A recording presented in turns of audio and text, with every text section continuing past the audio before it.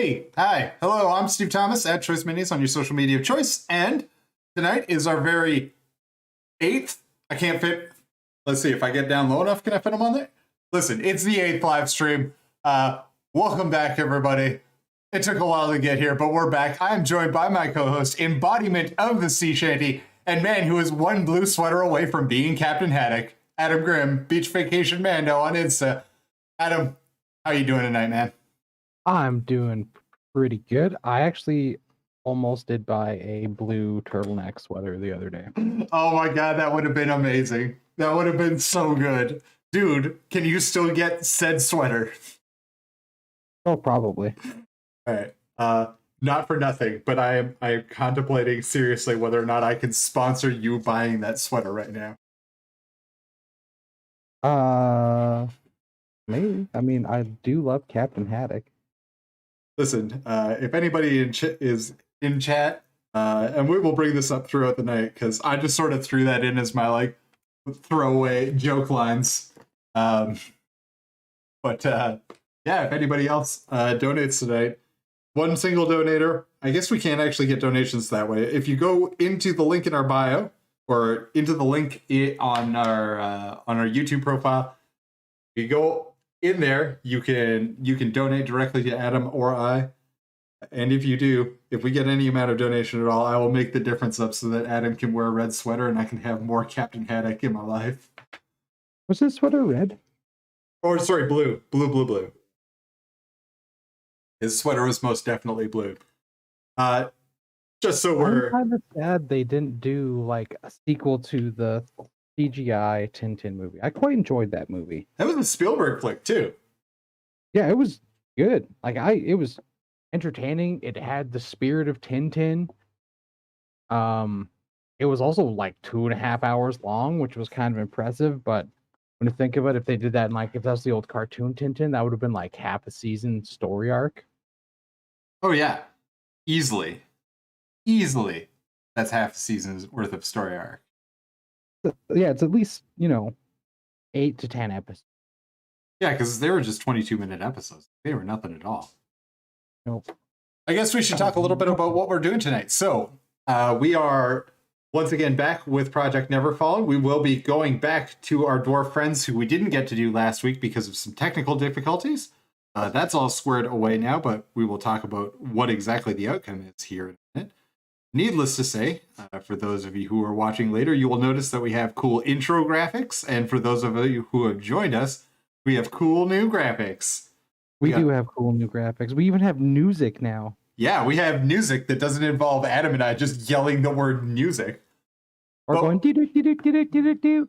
Yeah, we are working on Project Neverfallen. This is our reinterpretation of all 20 chapters of the Adeptus Astartes, as if none of them had ever fallen to the ruinous powers. So we are working tonight on our first model still. Well, technically our first and second model still. We are working on our Dark Angel. This is actually not a Dark Angel. This is one of our sneaky members of the Fallen. Because in our headcanon lore here, we have decided that even though nobody fell to chaos, the Dark Angel still fell to infighting. And, well, at very least to infighting of some sort. They don't talk about it because then they wouldn't be Dark Angels, right? Yeah. I mean, I am reading Descent of Angels right now, and it's a lot of just like Caliban pre-Emperor and like when the Emperor first gets there. Yeah. And there's one thing I actually learned that is kind of neat. The Raven Wing predates the actual formation of the Dark Angels themselves. Really? Does it go back to the Emperor's Angels of Death, or is it like even earlier than that? No, it's a Caliban thing. It was a formation of the Order, which is like the knightly with the super creative name. That's the knightly order that Johnson and Luther were a part, called the Order. They were essentially like reconnaissance ranger groups, almost like they were mainly mounted. Yep. They did go back to the fortress monasteries very often. They lived in the demon beast infested forest. I thought they were chaos beasts, like straight up. Oh yeah. Okay. Yeah. It's it was kind of neat to learn that the Raven Wing is actually kind of predates the chapter and their whole kind of method of combat. It's like, oh, now we have super soldiers and bikes. Cool, we can do that. We can just, you know, adapt our like mounted cavalry tactics such to Space Marine bikes. That's fair. They did. I mean, I have to say, like, out of all of the models in Indominus, those Outrider bikes are probably my favorite. And in all of the releases since Indominus, I gotta say that I really do love the Space Marine go-kart. It's pretty great. Yeah. So Upland, yeah, the guy I'm gonna get the grav bike conversion kits for, is now working on a grav conversion for the the Mario Kart. Nice. The Double Dash, the greatest series, well, not series, the greatest of the Mario Kart games. Gotta say, I'm a huge Double Dash fan. It was, maybe it just hit at the right time because we were playing so much. Double Dash was it was GameCube, right? Okay, I don't know. I never had a GameCube. I had a buddy who had one, so he liked Pikmin, and Pikmin was a single player game, and we were playing a bunch of, like, I'd go over to his house after school and we would play Super Smash Brothers and controller swap for Zelda. And I hate Pikmin, not that it's a bad game or anything, it's just not my I guess I never really got into the puzzle of it. So and then we would play a whole bunch of Mario Kart Double Dash because Double Dash was great. And I didn't have like a Nintendo as a kid, so I didn't play like Mario Kart on SNES until like I was probably in my 20s. Oh, that was a good one. I was actually like, I'm a Mario Kart 64 guy myself. Hey, there's Sean in the comments. Hey, what up, Sean? So right now I'm going to swap the colors on this on the shoulder pad. We can get it in focus. There we go. I'm just swapping the colors on the shoulder pad for our little Dark Angel. So we're starting off there tonight. It sounded like you called them a dork angel. Well, they are kind of dorks. They are. I mean, they're cool and all, but like still kind of dorky. Like, let's be serious. They are Franciscan monks with like extra organs. Germanic, like Gothic Germanic knights. Yeah, see that was always the like thing that sort of like messed me up with their. So they definitely went in like two different varieties in lore. Because they're not like the Templar, right? Like the Black Templar are specifically modeled after the Templar, like the Templar Order, right? Yeah. Whereas, at least in like name and kind of combat style, that's really about it. Yeah. These guys, they still get the sneaky boy aspects of them. Steve is doing well tonight. We will talk at some point tonight about the trials and tribulations of getting here. But we got here nonetheless. But yeah, it seemed to me that like a big part of Dark Angel's in the books, or sorry, in the like sort of aesthetic executed through modeling lore. Let's talk about it in those terms, because lore's a mess and always has been and always will be. Yeah, because Games Workshop couldn't write good lore if it bit him in the ass. Well, they occasionally come up with some cool stuff. They couldn't update their lore correctly because they're like, oh no, we just like they can't retcon very good. That's fine. But as far as like execution on the models, they're very much taking hints from, you're right, like a Germanic knightly order, but also like the big like great cloaks and stuff like that. That is very like Franciscan monk to me, and especially making like the Deathwing the very like bone colored and all the rest of that, like choosing a very neutral tone when all of the rest of the like first founding companies are all super flamboyant. Like every chapter's first company tends to be the one that is most brightly colored, and with these guys, yeah, they're bright as far as like lumosity, but the hue isn't particularly saturated. At any rate, yeah, no, I know what you're saying. Yeah, they're it always screams to me more Franciscan monk than it does, like Germanic Knight, right? Looks like they're the dramatic knights, like the ones they're modeled after, are the ones that went into Russia to bring them, like, to Christianize Russia, because at the time Russia was, I'm pretty sure that Russia's going to object to the term Christian ass. well, I mean, at the time Russia wasn't. They were a part of the Orthodox Church, my friend. Depending on where in Russia you are, I guess. Yeah, but like that's also like it's the Orthodox Church is not. They don't get along with the other. They think of themselves as the real Catholics, and that the Romans are wrong. So yeah, and so essentially it was like they, it was that. All right, that seems totally fair to me. I mean, there's nothing like giving people freedom. That doesn't feel right. I didn't like that sentence halfway through it. How are you doing tonight, Sean?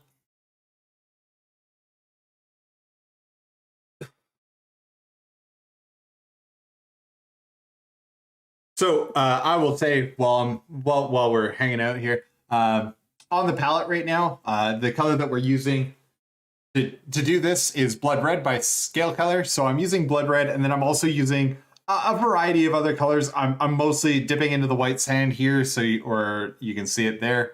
It's a little bit of white sand and Tenere Yellow there, and then we're mostly using this Blood Red and then a little bit of brown leather to do some of the shading, and then our universal shade color, which is Anthracite Blue. So, which is as close as I can get in scale color to like a pure Payne's Gray. So that's why we're in that part of the world.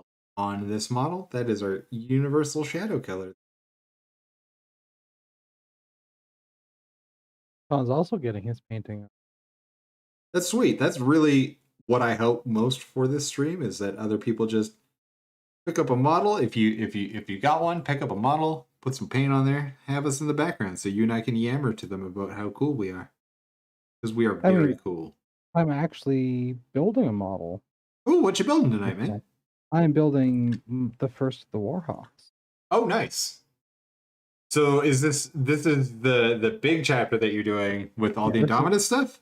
Yeah, this is the Indominus homebrew White Scar successor, but I'm modeling them more all along the lines of like 30K era White Scars, where they will be like a Crusade fleet, but they have a home planet that they draw all the recruits from, but they also kind of don't really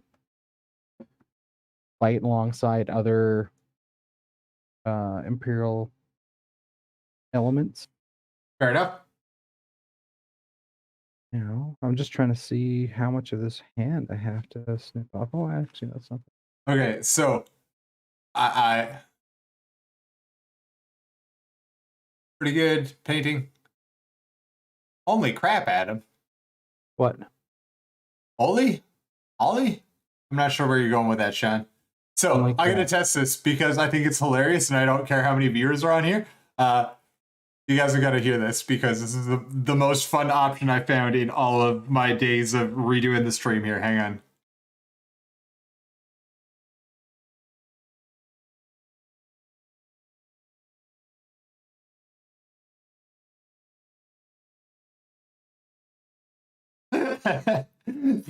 Super shot. I love it. Is it redacting Sean's? Oh, yeah, there we go. Holy crap, Adam is working on a model. Yeah, it's been a while. It has been a while. Well, you got model, or well, you said that you got glue again today, so that's I got new glue. That was my biggest issue, is that all my glues were old, so they weren't really working, because I have so many third-party bits. It's easier to use like brand new glues, I guess. That's totally fair. Especially because like I'm also using bits from like 3 different like bits companies, so all the plastics and resins are all different. Hey man, nobody's gonna make fun of you for, well, maybe Sean will make fun of you for working on a model, but I will never blame a dude for having to take a step back. I feel like, well, even for me, I finished the double Indomitus box, so Adam and I split 2 entire boxes of Indomitus. Then Adam went out and got even more Outriders. Yes. Well, if I'm doing a White Scars chapter, I need more bikes. Absolutely fair, man. But we did those, or we got those, and then in a week over Christmas, it was just about a month all told. So I started off on my Christmas break from work. I got most of the box of Necrons, or most of the double Indomitus Necron box painted. And then I modeled a custom Overlord that is sort of a flayed one Overlord. Because I felt like the flayed one virus wouldn't just stick out to just the rank and file. So I went out and found an Overlord or an Ossiog Bone Reaper and modded him up into a flayed one Lord. Someday we'll get him on stream, I'm sure. But yeah, I did all of that in about a month, so 100 and some odd models in a month. And I decided that I was done for a little bit, so I flipped over and started working on the stuff for the stream, and that was almost a month that I went with painting 0 models. So, which is unusual for me. I normally get in, I want to say 2 to 3 really well painted models a month, plus whatever else is just sort of on the table that I want to either practice on or get done quickly. So, all right, here's the first test if Tamiya Extra Thin will work on this resin, or if I just have to go get a little too. Resin is not a great medium for Tamiya Super Thin, man. So, just so it looks like I'm highlighting this chapter badge in a really weird way. I'm actually highlighting from our directional light. So we've got our base here. Our little dude sits about there. I mean, he sits there really, but we've got very directional lighting happening on our base, and we really want to express that on the model. So in order to do that, I'm actually catching the very edges of these wings on the 3D part of it. Let's see if we can get that to focus up. So see if we can get focus and light. You can see that just on the edges of those, what are the feathers on the not Aquila, the chapter symbol instead, that stuff is getting my brightest highlights because that is the most highlighted area of this. I'll probably work back and forth a little bit on color there anyway, but yeah. Sean, what are you modeling tonight? And if anybody else wants to speak up in chat and tell us what you're modeling, I'm not sure how many people are on the stream right now because I've made a vow to myself that I will not look while we are streaming. But if anybody else wants to share whatever projects they're working on right now or stuff that they're looking forward to, I know that we're going to talk about it a little bit later, but it is Warhammer Fest this week. So GW is pumping out the models. Well, not the models. They are pumping out the propaganda about the models they might someday release. Yeah, that is also true. Okay, and just right there, I picked up a little tiny bit. This is pale flesh that I'm using. Scale color pale flesh. I'm going to use that just... Oh, boy. This is the problem with living in where we live. Both Adam and I are in Calgary, Alberta, Canada, and boy howdy, paint dries out fast everywhere. Oh, so it is a weird, constant struggle with paint in this area. So this paint is all on a wet palette. It has all been used within the last 3 to 5 days. It is all totally dried out.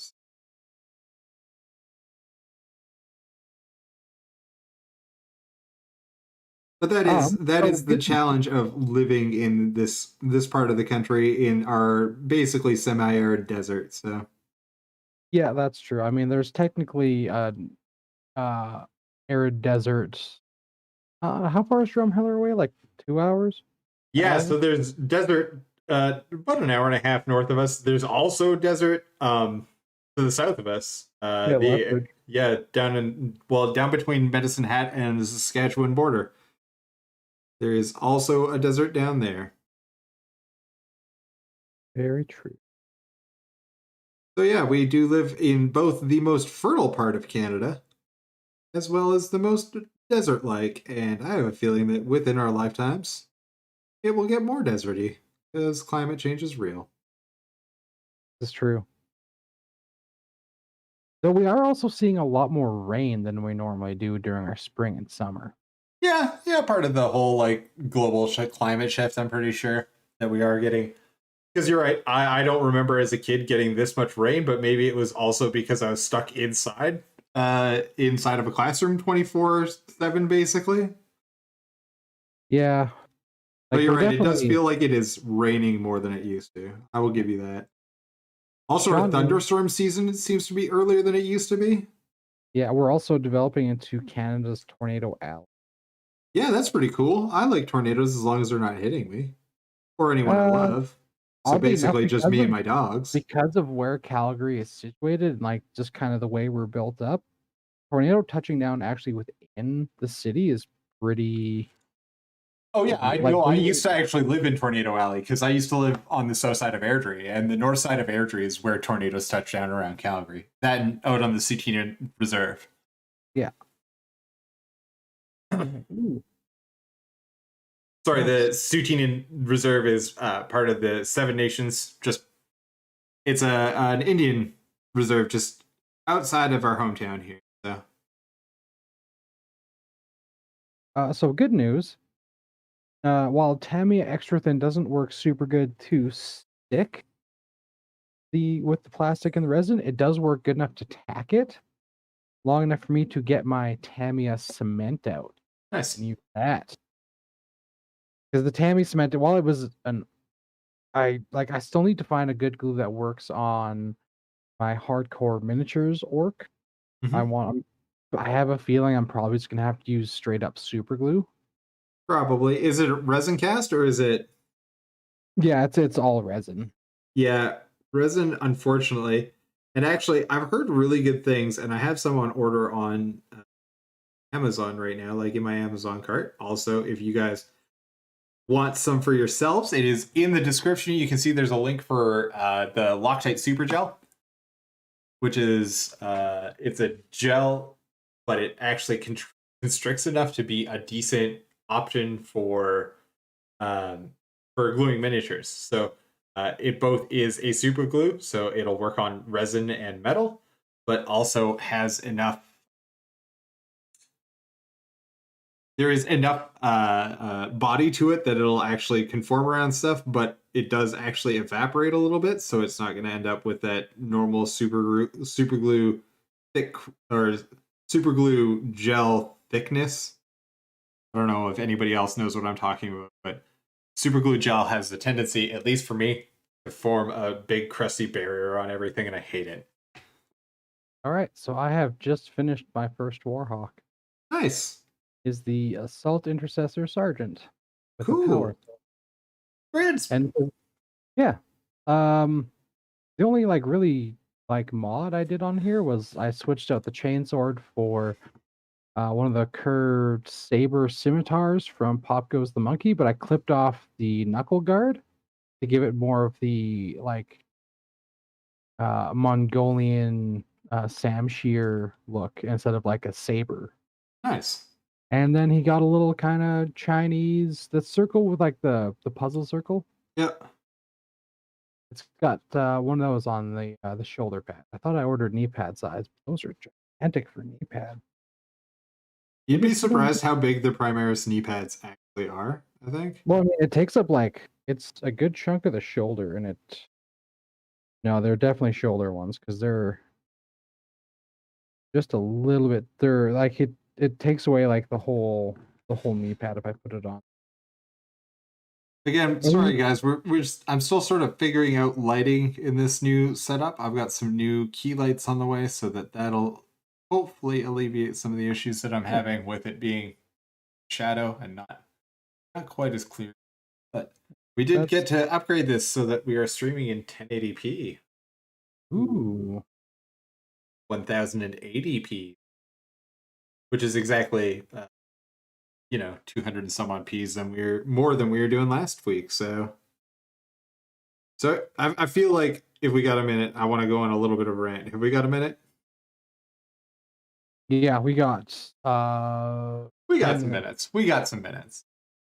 So the reason why we have a new setup and all the rest of it is because I was running our streaming setup on a Mac M1 and it betrayed me.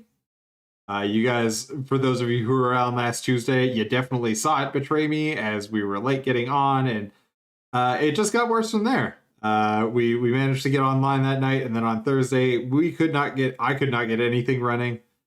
I use Streamlabs OBS to run this. Yeah, Adam, actually, if you want to take a picture, we could throw it up a little bit later on stream too, so that everybody can share in your hobby fun if you want. I did take 2 pictures.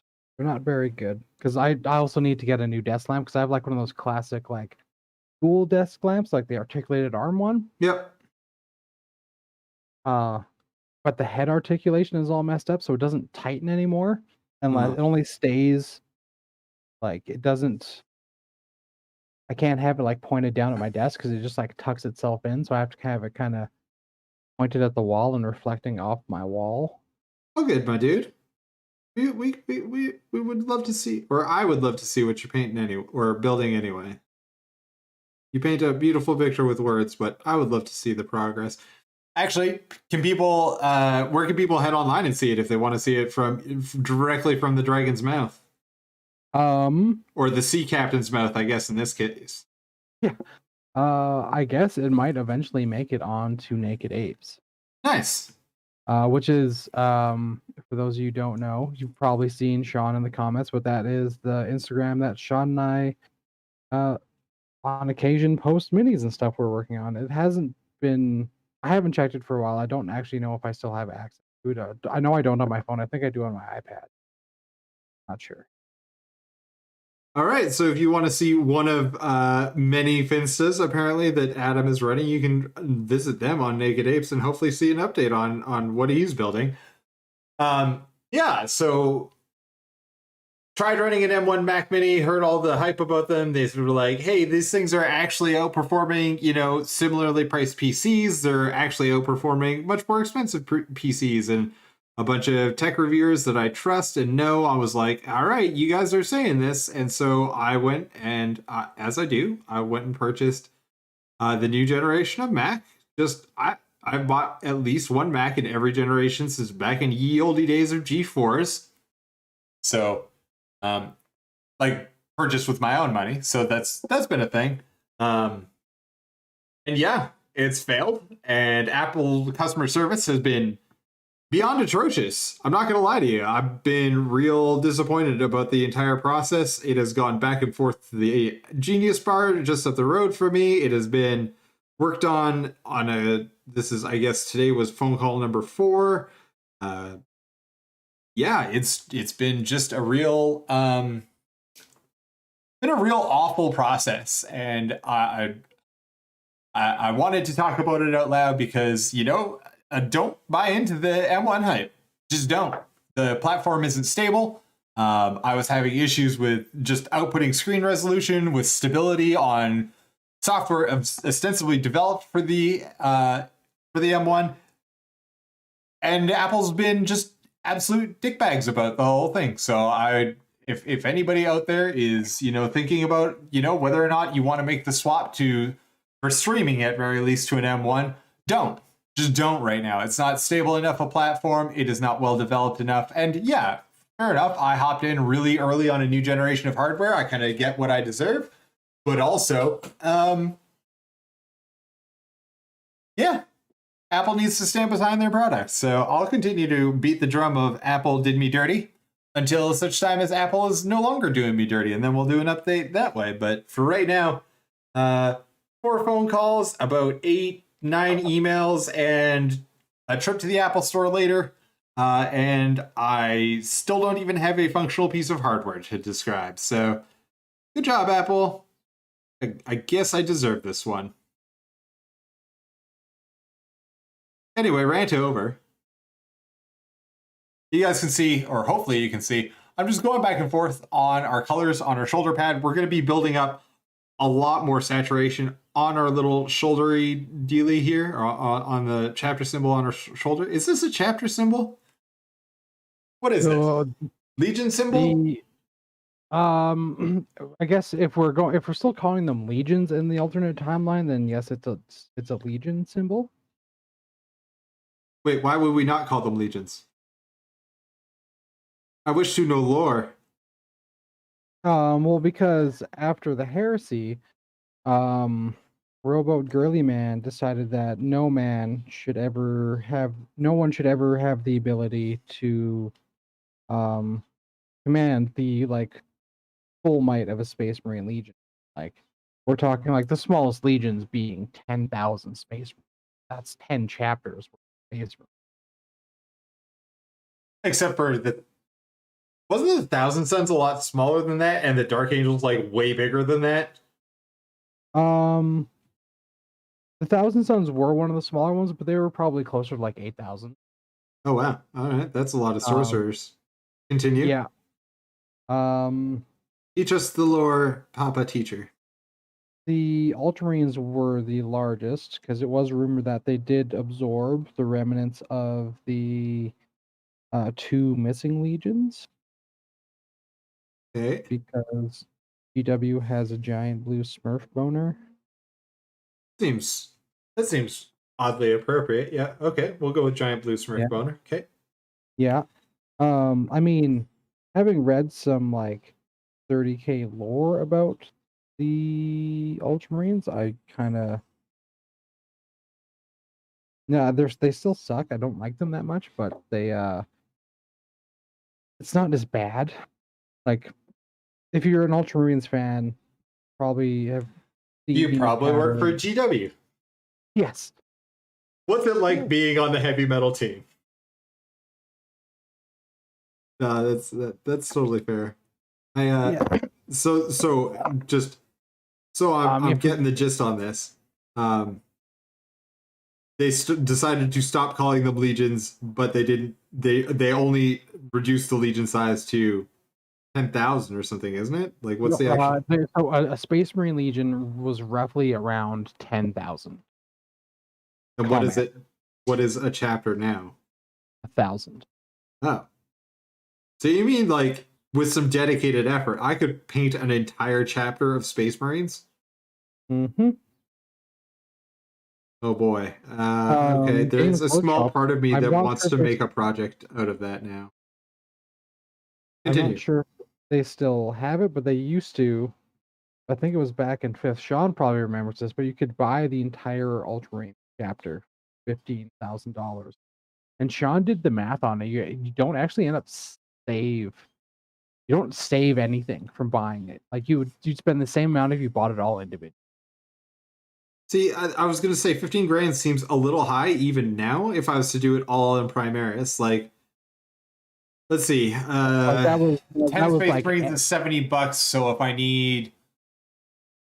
Well, actually, that's a pretty decent discount. If I need 1,000 Space Marines and 10 is $70, that is, what, $7,000 in Space Marines, if I can do math at all?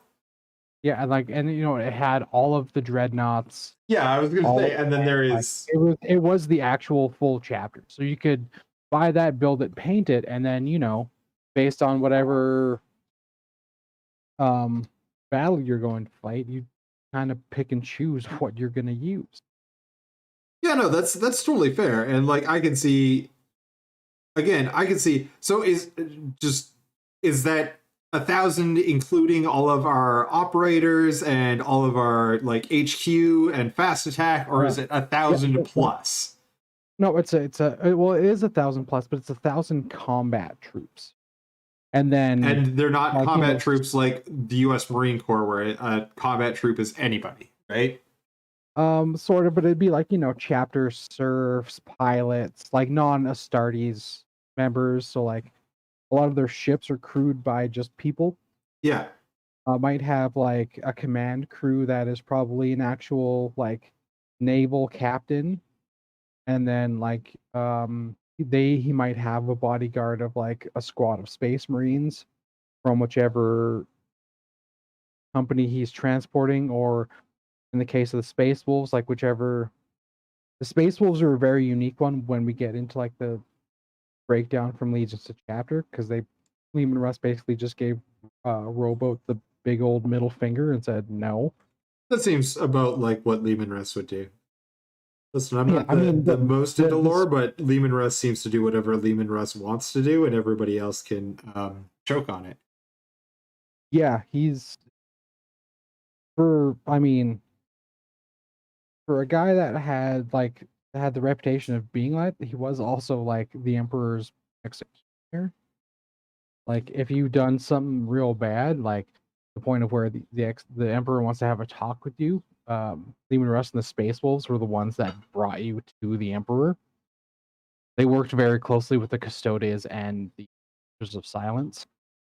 Fair enough. I feel like Lehman would have a special place in his cold dead heart for pariahs. So, yeah, actually, he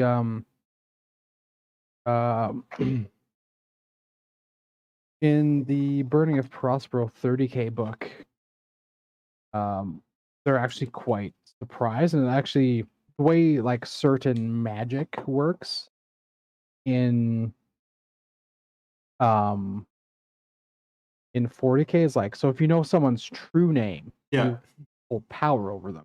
Yes. And there's one part where Aramin like uses a bunch of guys' true names, including a Custodes, and like holds them in place. And then there's a Space Wolf guy, who is actually the oldest Space Marine still active in current timelines. But back in the 30K one, he one punched Aramin and like shattered his like wizard helm in one hit. And Aramin was like couldn't figure out why it wasn't working. He's like, I know your name. And the guy's like, that's not my name. And then just like starts like curb stomping Aramin until Aramin like wizards away. Seems about right. But yeah, that Space Marine was the one to go on to become Bjorn the Fellhand. Oh, neat. The guy he was actually. Wait, is Bjorn the Fellhand the one that he's not the one that rides the sled, right? No, that is Logan Grimnar. Right. We don't talk about that. Listen, Santa Claus, Space Marines are still hilarious to me. At any rate. Mm-hmm. But in the book, it's because the Thousand Sons are using essentially a remembrancer to spy on the Space Wolves. Yeah. And the remembrancer translates Bjorn's name wrong, so he keeps calling him Bear. So Aramin just calls him Bear, and it doesn't do anything, and he's really confused up until the point where he gets punched in the face so hard his helmet breaks. Is it weird that I'm imagining Aramin wearing the Magneto helm? Is that weird? That can't possibly be right? I know the 30K Thousand Sons. Oh, I have the 40K model for Aramin somewhere. He is painted orange. It is pretty great. I was practicing orange, and I wanted a model that I wanted to actually paint. Aramin it was. I have 30K Aramin. Neat. Yeah, 40K Airman on the Zeech flying disc is fun. It's one of my favorite like HQ sorcerer models. To be honest with you, I think that half the reason why I like the Thousand Sons at all is because of the HQ models. Like all of the sorcerer models are so cool. I love them. They're bad on the tabletop. They're bad in everything except for maybe Kill Team. But Kill Team, they are. I would say they're not on Death Guard level, but they are close. Yeah, anything with the either an invuln save or some other form of save, like the transhuman physiology or literally any of the secondary saves, is so huge in Kill Team from a meta perspective, and still is, because I'm really hoping that box games, so we might talk a little bit more about this in news later, but I'm really hoping that the box game announcement actually is Kill Team 2nd Edition, since they tossed out Necromunda on Sunday. Yeah, that would be. And they did all the announcements for Blood Bowl like less than a month ago, I want to say. Like, it was about 3 weeks ago, I think, that they announced all of the Blood Bowl starter kits, or starter kit teams, were now available as separate sprues. So it would really surprise me if we didn't get some Kill Team news, but then again, they may have forgotten about it entirely, or they could be apologizing loudly to everybody for Curse City. Who knows? Who knows what the box game setup is going to be tomorrow? Yeah. I would love tomorrow's announcement. An update to Kill Team, because like I really want to make a viable Chaos Space Marine list. Can you give me 2 seconds, Adam? I got to deal with a dog. Hang on. He's just trapped inside the room with me. That's causing him to pace around and be sad. Hang on. In the meantime, tell everyone a story, or don't. Like, you're not an entity, or maybe you are. I don't know. I'll be back. I've got fried chicken, and everyone should be jealous. Really good homemade fried chicken. Very crunchy. Got ranch for dipping.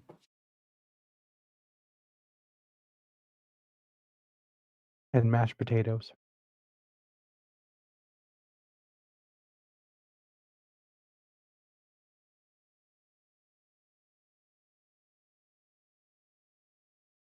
You should be jealous, Sean. I am a jerk.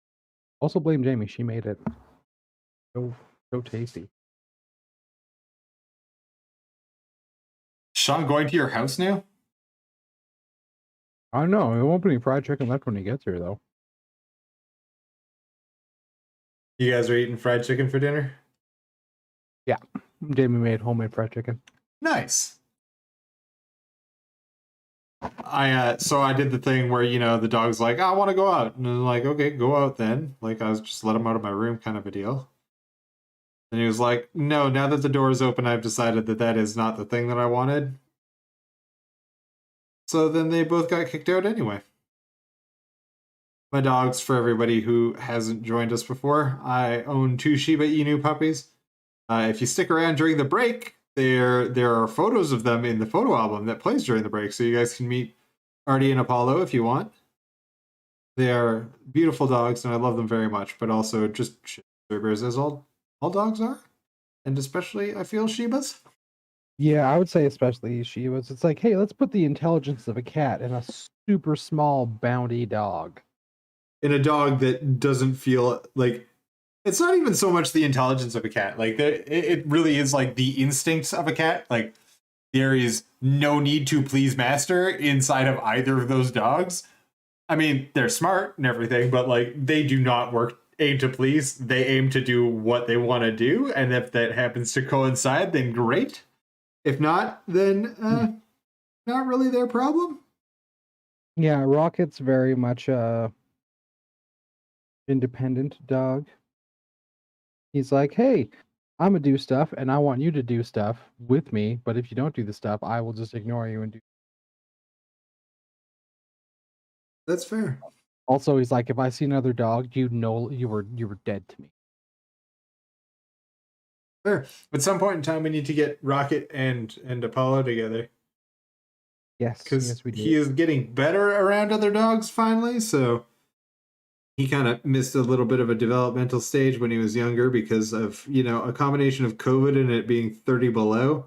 He didn't really get to meet other dogs when he was a puppy, so he is really only socialized with his big sister, which is fine to a certain degree, but it's a little, it's time for him to make some other dog friends.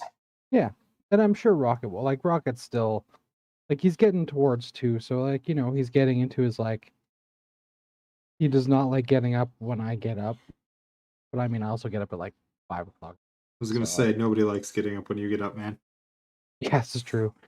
He gets up, he does get up briefly, right as he knows when I put my boots on to leave. Yeah. So he gets up and sees me at the door. And then, according to Jamie, he like goes back to bed for like another 4 hours. Oh yeah, my dogs wake up in the morning just long enough to go outside, come inside, get food, like go outside, go do dog business. Because apparently dog business is pooping. That is dog business. Yeah. But they get up long enough to like kind of get what they want, and then they immediately go back to sleep. Like by the time V's out of the house, they're both like well on the way to going back to bed. They're like, okay, we did all of the things. We did all the performative human things we were supposed to. Back to sleep time. Yeah. Which is nice. I'm glad that they, at least get up and do the performative dog things or performative human things, because not entirely a guarantee. All right, we're getting pretty close on one side of this chapter symbol. Legion symbol? Where did we end on that? Did we end with Legion symbol as the appropriate term? Because I think in this one, like the legions didn't, because there was no Fall to Chaos, so there's no Horus Heresy. Yeah. There was no need to break up the legions into chapters. Fair enough. They would just kind of do what they did during the Great Crusade, where they would send large detachments out for like months at a time, or in the case of the White Scars, the entire legion just operates separately from the rest of the crusade at all times, because they are like, the Khan was like, the Emperor's a dick, and well, he's not wrong. He's lying to everybody, and like full on like calls the Emperor out for like lying and being like and telling him like, this is going to come back and bite you. Yeah, 100%. The Great Khan is not wrong. Like Jagatai is pretty observant there. That is exactly what happens. His whole thing was like he wanted everyone to live free and like choose their own path, but and like not be dickbags about it. That was his whole thing. Like they did write in a lot of like the whole Mongolian culture into them, and like they did cultivate like the era of like fairly savage warriors, but they did not like being compared to the Space Wolves at all. That's fair. I'm not sure that I would want to be a Space Wolf either, because turns out Space Vikings tend to do a lot of things that you probably wouldn't want like regular actual human beings to do. Like essentially their beer of choice is essentially jet fuel. Yeah.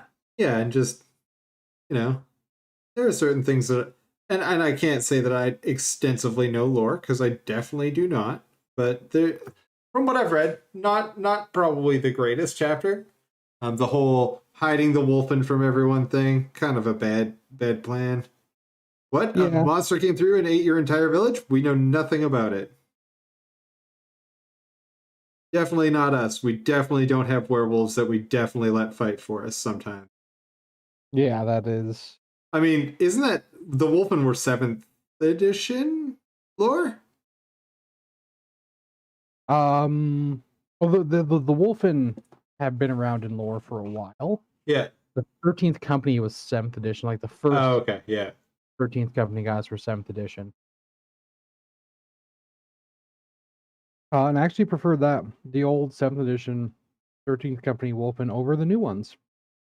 Yeah, the wolfen definitely kind of got a combination of nerfed and forgotten in 8th edition and now 9th. So. And then like rewritten to like, hey, we have all these actual wolfen, we're going to admit we have them, and magically found an entire armory's worth of armor for werewolves. That was just dumb. Like, listen, man, I've had dumber lore come out of it. John just reminded us in the chat of a Space Wolf Land Raider we were going to make, where we're going to line the whole top where the hatches are in green stuff sandbags. Yeah. And have a bunch of space wolves up there just like relaxing and drinking. Fair enough. I gotta say, out of all the models that came out today, I guess for 40K, and we have other things for news, so I don't feel bad about us talking about the releases for Warhammer Fest during this period, but the new Castellan for the Sisters looks pretty great. Yeah, that is my favorite non-grav tank now. Yeah, I'm a fan of the Sisters Battles like war suits. They're walkers. They're They look awesome. Also, the new, so there is a new not sister, mother something or other. Their new like Hero HQ model. I'm forgetting Is her that the name. one in the war suit? Yeah, It's like Morvin or something like that. Morvin, more. It's not Mordred, but it's something close to that. At any rate, she is the first sister of battle who doesn't have the stupidest haircut. Because I think that like 30% of my objection to the Sisters of Battle is dumb haircuts. And I know that that's a bad reason to object to a particular faction, but like the haircuts be so dumb that I'm going to use that as an excuse. The bob is out. The bob is out. I totally get you on that one, dude. You hear it from me, the guy who wears the same two hoodies pretty much 5 to 6 days a week. 5 to 6 days a week, even in summer. At any rate, yeah, and then as far as other 40K stuff that came out today, they got like a new heavy unit that's maces and yeah, a lot of what they announced today had either already been announced, so like the other hero units for, I could just look it up. Why am I trying to remember this stuff? Hang on. I have the page open somewhere. Or evidently I closed it, but that doesn't mean I can't go to Warhammer Community and look it up right now. Let's see. It's the new one. You're talking about the new ones that are just the close combat fighters, right? Yeah, they have like bolt pistols and storm shield. Oh, I didn't even know that they. Oh, yeah, they do have bolt pistols. Okay, so that's the Celestian Saracens. Yeah. The one that I was thinking of, her name is Morven Val. Oh yeah, the one in the gold battle suit. Yeah, she actually has her hair pulled back and has the half white, half black hair. She actually has a reasonable haircut because as a dude who has shoulder length hair, I cannot imagine for any reason wanting to engage in physical combat with hair this length. There is a reason why like most militaries worldwide are like, hey, high and tight or shaved, like take your pick. Also, new old, and by new old I mean the like 1,000-year-old Sister Battle HQ choice.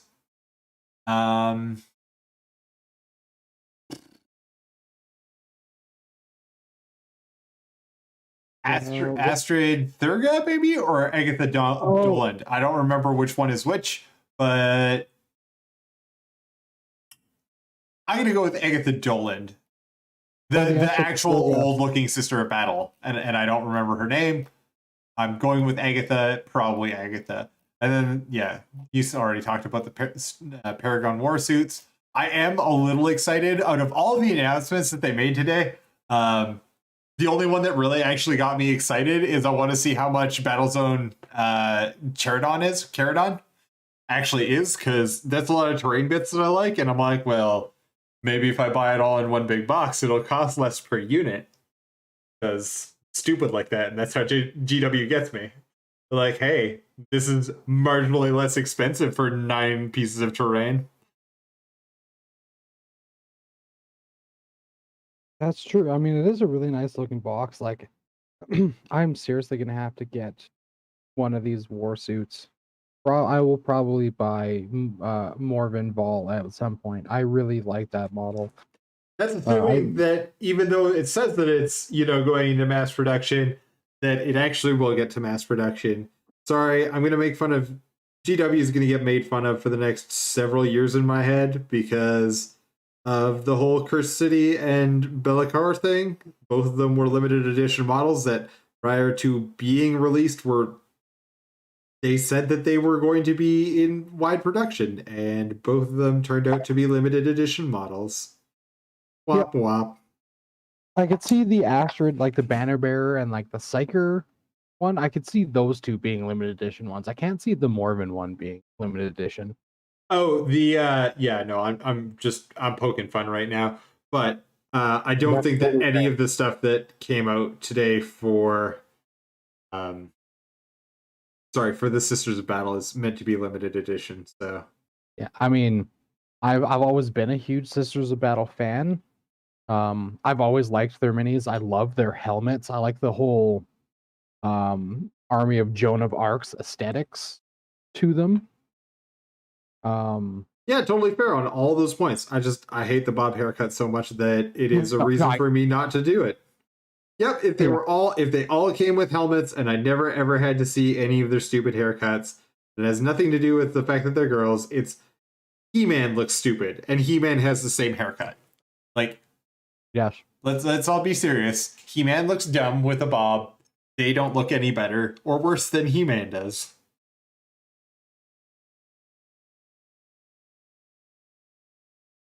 We're getting pretty close here with the symbol, with the red part of the symbol. Get it to focus up because the lighting conditions in here are weird. Yeah, so I now have 2 Warhawks finished. Nice. Many Warhawks. Yeah. One's an Assault Intercessor, one's an Assault Intercessor Sergeant with a Neo-Volkite Collaborator. Blah, blah, blah, blah, blah. Basically a beam gun. He has a beam gun. I definitely heard beam gun the first time, and I was like, does it shoot Sean Bean out of it, or is it beans that it shoots out of it? And either of those were acceptable in my mind. Yeah. Hollywood's wrong. Sean Bean is an amazing actor. I've loved every role he's ever been in. Only the BBC does it right and never kills him off. Also, why isn't his name Sean Bean? Or Sean Bond? Sean Bond. Yeah, I didn't actually intend to give the second guy a power sword, but I will. Maybe he'll just be my other sergeant. I don't know. Hey, that's totally fair. But it is actually time, Steve. Oh, is it time? It is time. Making news noises for us. Tasty, tasty news noises. All right, what you got, brother? The first one here is if you guys go to the first link, because we're going to go down, is the Bushido eldest brother. From what I could tell, this is actually for a game, like a board game. Yeah. I've just kind of come across it. I found this one not long after I found one of the other news pieces I will be talking about. But I just really like this sculpt. Like it's it's got a great aesthetic to it. The gourd jugs, the horns coming through his straw hat. His big gut actually has like flesh texture on it. Yeah, that's one thing that actually kind of is a little bit of a miss for me on the Mega Gargants from GW. As a both somewhat large and definitely tall dude. Stretch marks are things that happen to like all tall people. They happen worse when you are a tall, heavy-set person. Those Mega Gargants are both tall and heavy-set, and I don't understand how they are just covered in stretch marks constantly. At any rate. No, it's really cool. Did you read some of the lore that was down there? Yeah, he was like abandoned. He was like by a bunch of monks, or accidentally abandoned by monks. He's got a really cool story. So it is like a squad combat game. You're correct. It is like a little board game. But part of the lore for him in specific is that he was like used as like a pit fighter, and the like faction guy that gets to pull him, like gets to use him in army, is actually was sent into the pit to fight him. It's wandering Ronin samurai sort of tale, right? And the guy who pulls him into the pit, they were like, "Now fight our Oni," and he was like, "Nah, man, that guy's too cool for you," and like rescues him, slaughters an entire village, and then like robs the bank on the way out of town. Because of course he does. That's Sorry, I read that part and I could not stop laughing. I was like, all right, yeah. Like they got the spirit of Ronin in this. Like they got the spirit of the like wandering gunfighter kind of a deal. Just like wanders into town and they're like, "We want you to fight this unfair fight against this poisoned like enemy," and he's like, "That doesn't seem particularly honorable. And you know what? To teach you a lesson, I'm gonna rob your town." Yeah. So the game this is for is called Bushido Risen Sun. Bushido, is that the Warlord one? No, that Oh, is. I know which one you're talking yeah. about. I can't remember. It's not. It's not Warlord. These guys are, from what I can tell, just kind of standalone dudes who do Cool. kind of box games. Neat. All right. Yeah, I sorry. I was like prepping stuff this weekend. I was like, what is this dude? Because I like Oni and I like the whole like samurai aesthetic. So yeah, Yeah. I really wish there was a canon playable Oni race for D&D 5e. That would be, or like a half Oni. I was gonna I know. say at best you could get half, maybe. Like they are Yeah, very. They I do can know be a there very is. powerful enemy when 5e There is actually plays them right. Yeah, there's not a bad homebrew half Oni race for 5e on D&D Beyond. It's actually from looking at it, seems fairly balanced. Like you can pick kind of like your own, like like there's like a bunch of different kinds of Oni. Pick one of those determine like the racial like Oni traits you get, and Neat. one of them, it's the red Oni. Gives you the ability to wield great weapons with one hand. That's Monkey grip. that's all it gets. That's all. I think it's that, and it ups your strength by 2, and that's it. And it's like yeah, you get this. You don't get magic, but you could dual wield great weapon. And then all the other ones are like, no, you get like this magic resistance. The other one's like, nope, you're stronger, and you hit stuff real good. I think there was something else pretty minor to it. That's fair. But it seemed pretty balanced. But anyway, let's move on to the next one, which Neat. is Give this me 1 second. Sorry. All right. I was doing a different thing. All right. yeah. So this is a the Swords of Light and Darkness expansion for a game I've really, really wanted to get into. It's called Anno Domini 1666. It is basically a Renaissance era like occult adventure game. Oh, are we talking like a cult? We're talking like Cthulhu, that sort of stuff, right? I wouldn't say Cthulhu, more yeah, like like Cthulhu, like even like werewolves, demons, ghosts, zombies, vampires. That's all considered a cult. Neat. Um, but yeah, like they've, from what I can tell, they've met all of their goals. So there's quite a few minis. Like you get, Yeah. they've got all the way to the point where like you get the pirate mini and the dog, and that's a really nice looking dog mini.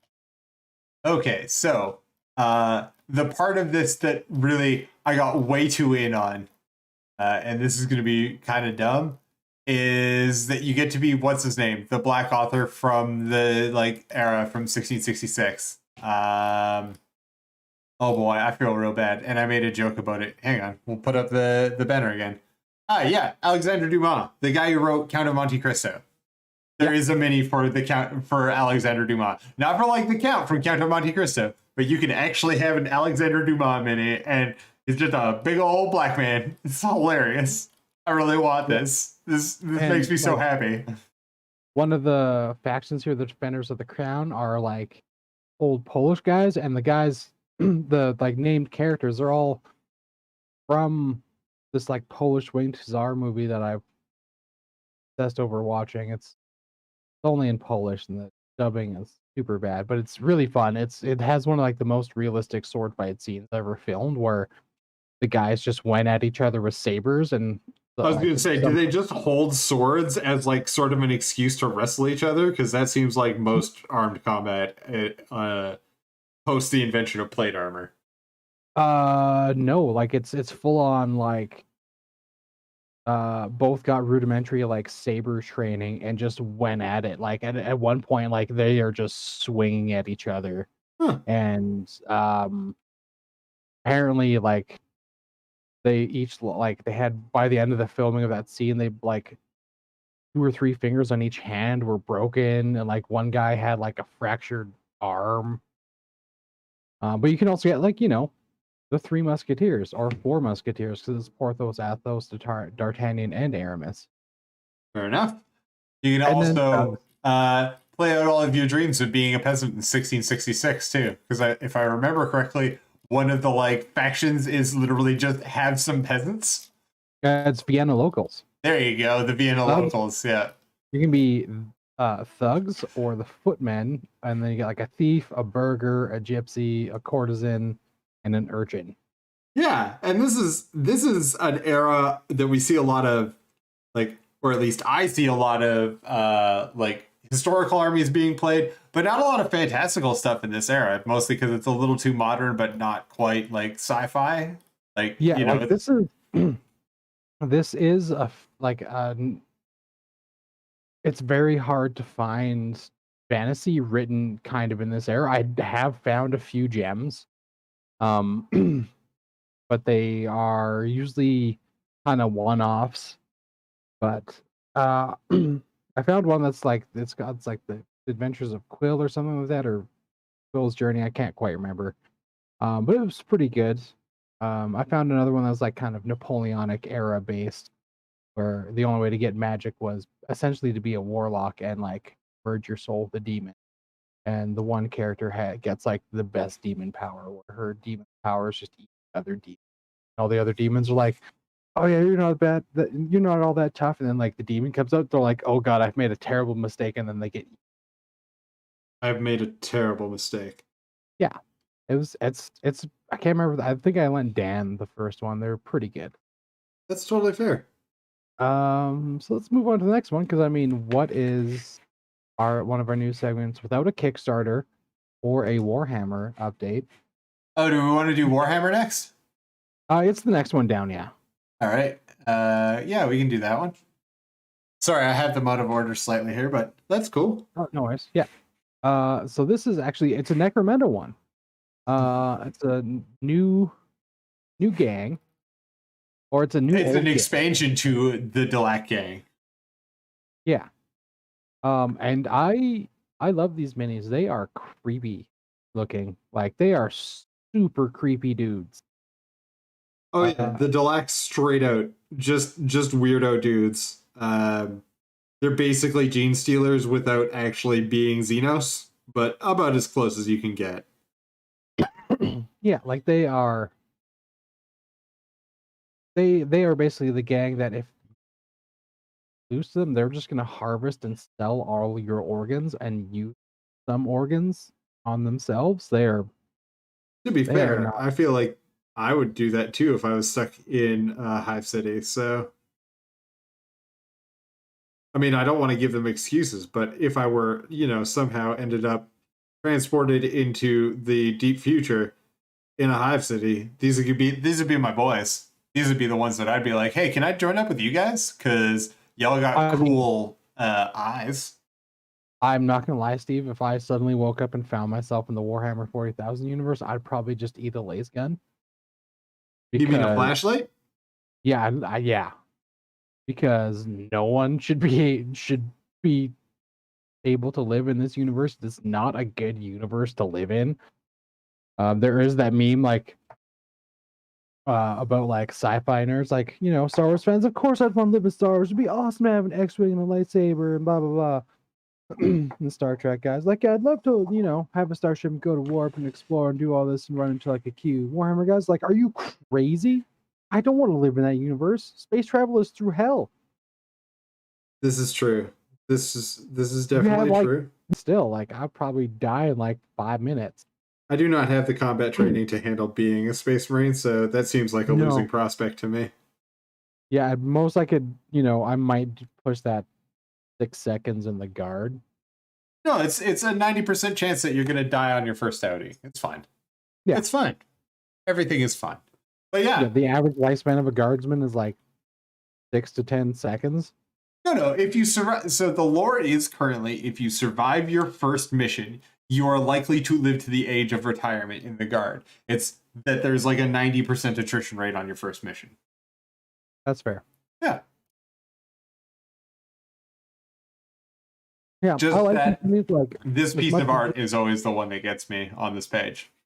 There is just the like hollow-eyed stare, which I don't feel comes across as much in the minis, but this piece of art really speaks to me.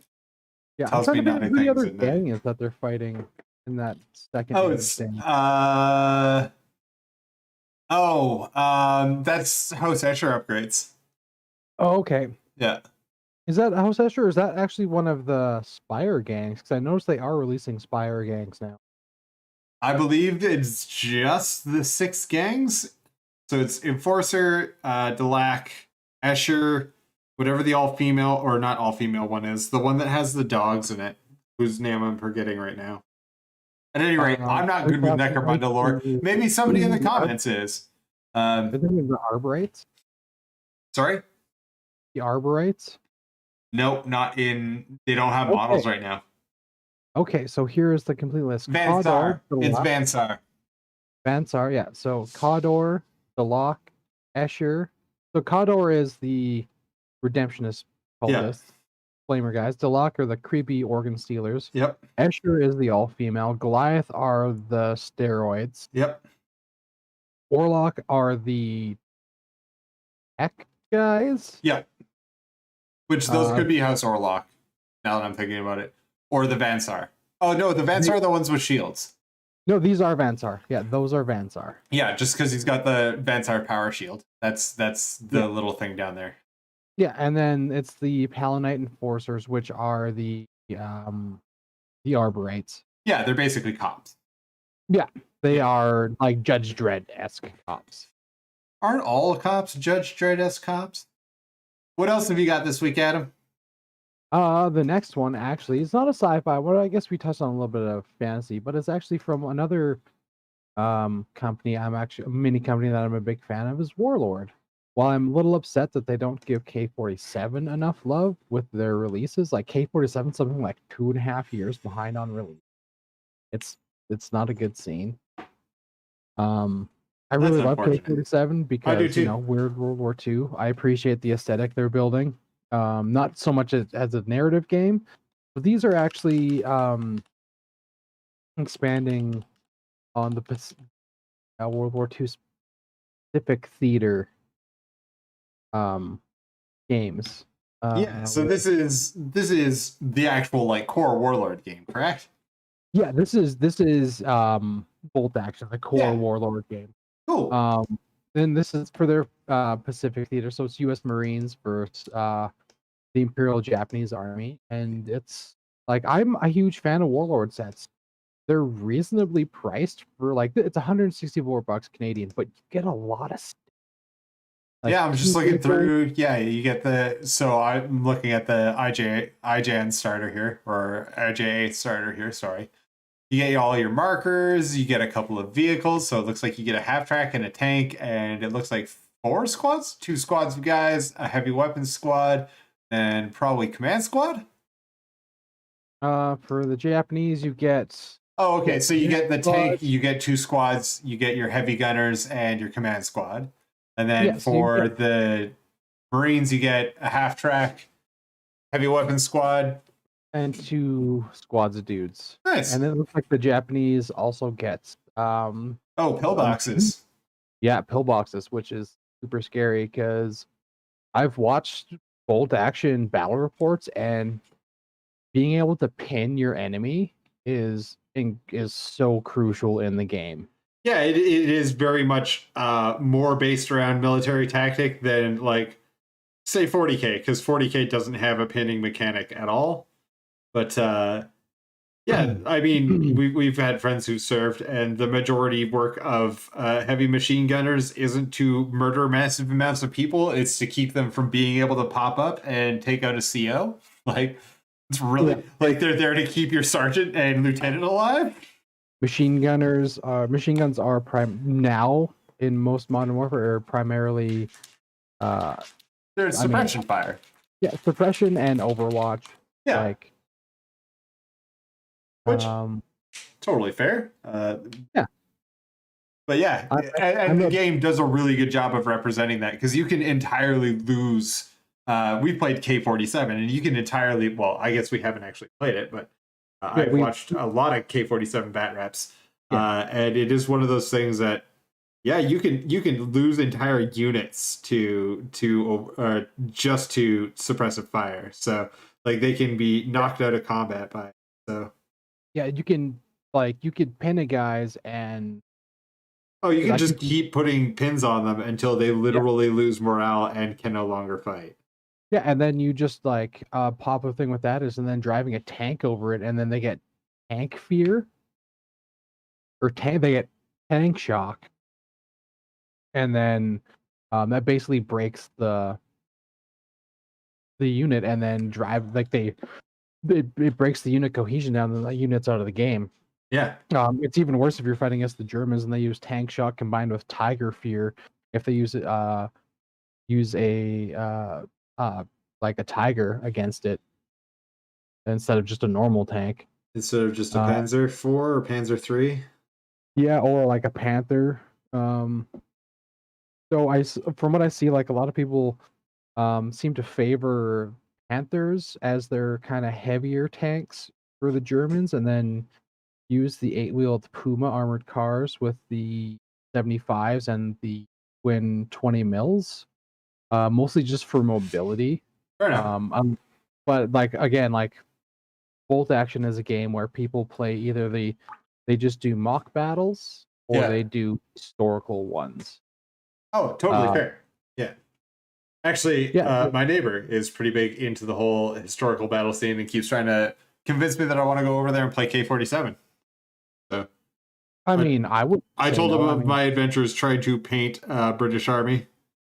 British Lend-Lease Army, my automatons. He was like, yeah, that's Warlord for you. So be warned, they're not the most beginner-friendly model. Like, they're not GW push fit stuff, so...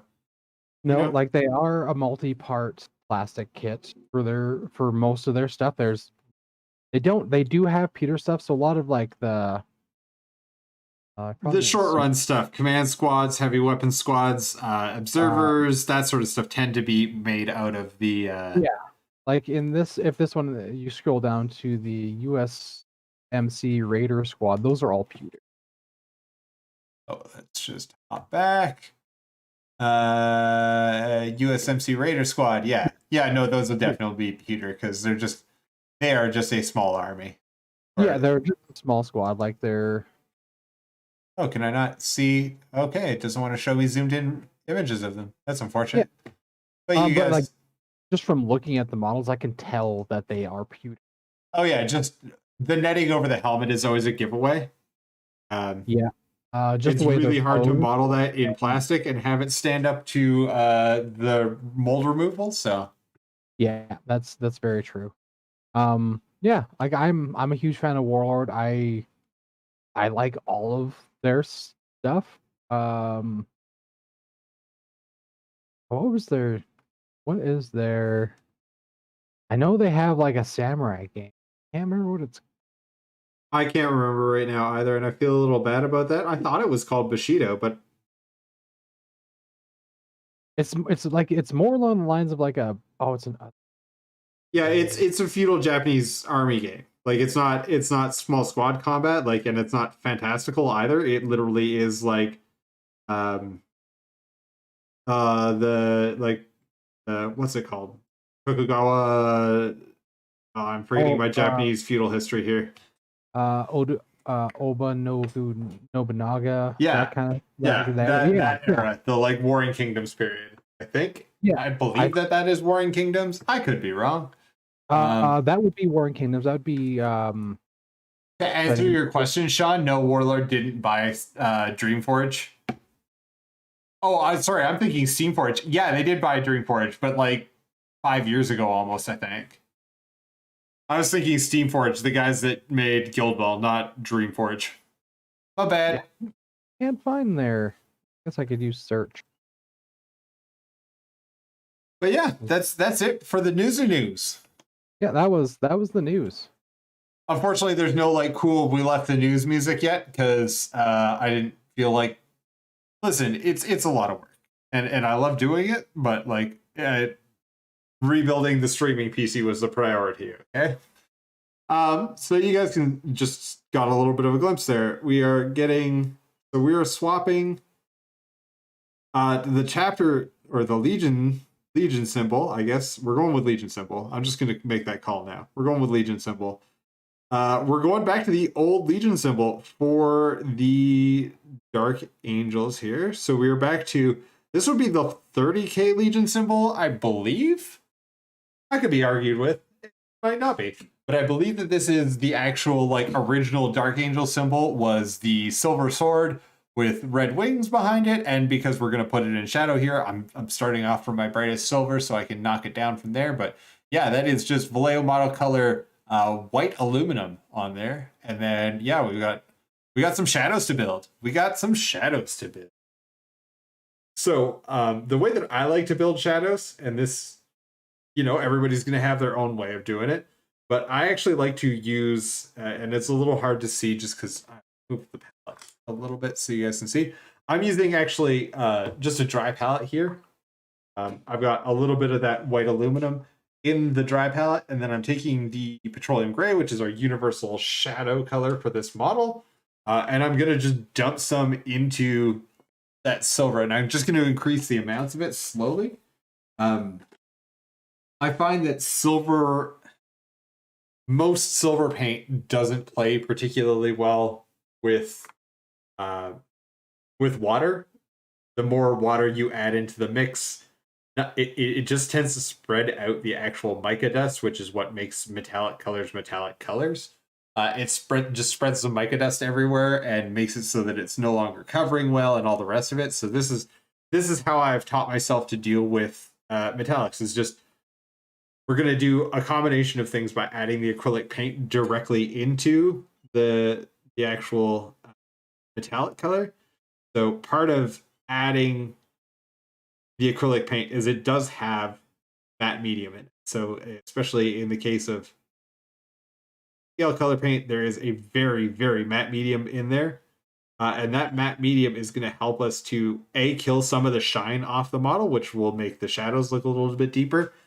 But the other part of it is we're also getting the cool benefit of killing off some shine, but we're also adding in more and more of this universal shadow color into our very brightest color.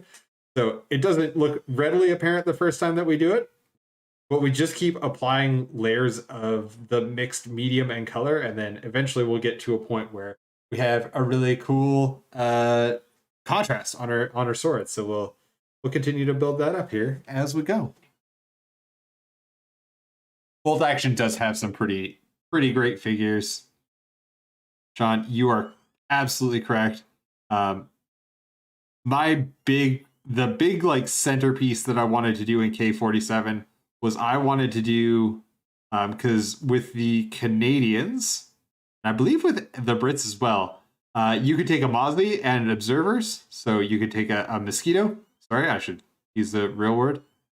You could take a mosquito, which is anti-infantry airplane. Like it was an airplane, sort of what the A-10 Thunderbolt does in modern warfare-ish, 1980s, I guess, warfare. And, well, I guess modern still too. Like they're not quite in service any longer now that the F-35 is actually flying, but yeah, they were an anti-personnel aircraft that was assembled out of plywood. It was something that was heavily produced in Canada and then ferried over. So I figured with a Canadian force, it'd be kind of fun to make that salute in that particular way by just having a Mozzie and some observers to really just rifle through entire squads of German infantry, because I believe you had Germans, didn't you, Adam? Oh, I killed Adams. Adam's been trying to talk this whole time. But luckily, as the owner of all of the voice chat stuff, I can just talk over him by keeping him muted. Adam, you're back. Yeah. So I had Russians. Sean's got German. Oh, okay. My bad. But what you're saying with the Mozzie and stuff is that with the observers, what I read through the rules, you don't actually need the airplane or the artillery. You just need the observer, and it happens like off board kind of thing. Oh yeah, no, but I wanted them particularly because I like making model planes. That is one of the many reasons I love the orcs. But yeah, also I liked having observers. What's wrong with them? They were cool looking dudes.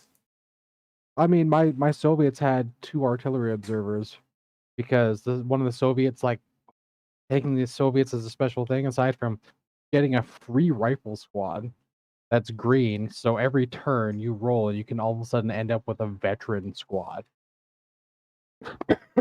But you roll 2 extra d6 on your artillery strikes, which is huge in bolt action. That is huge.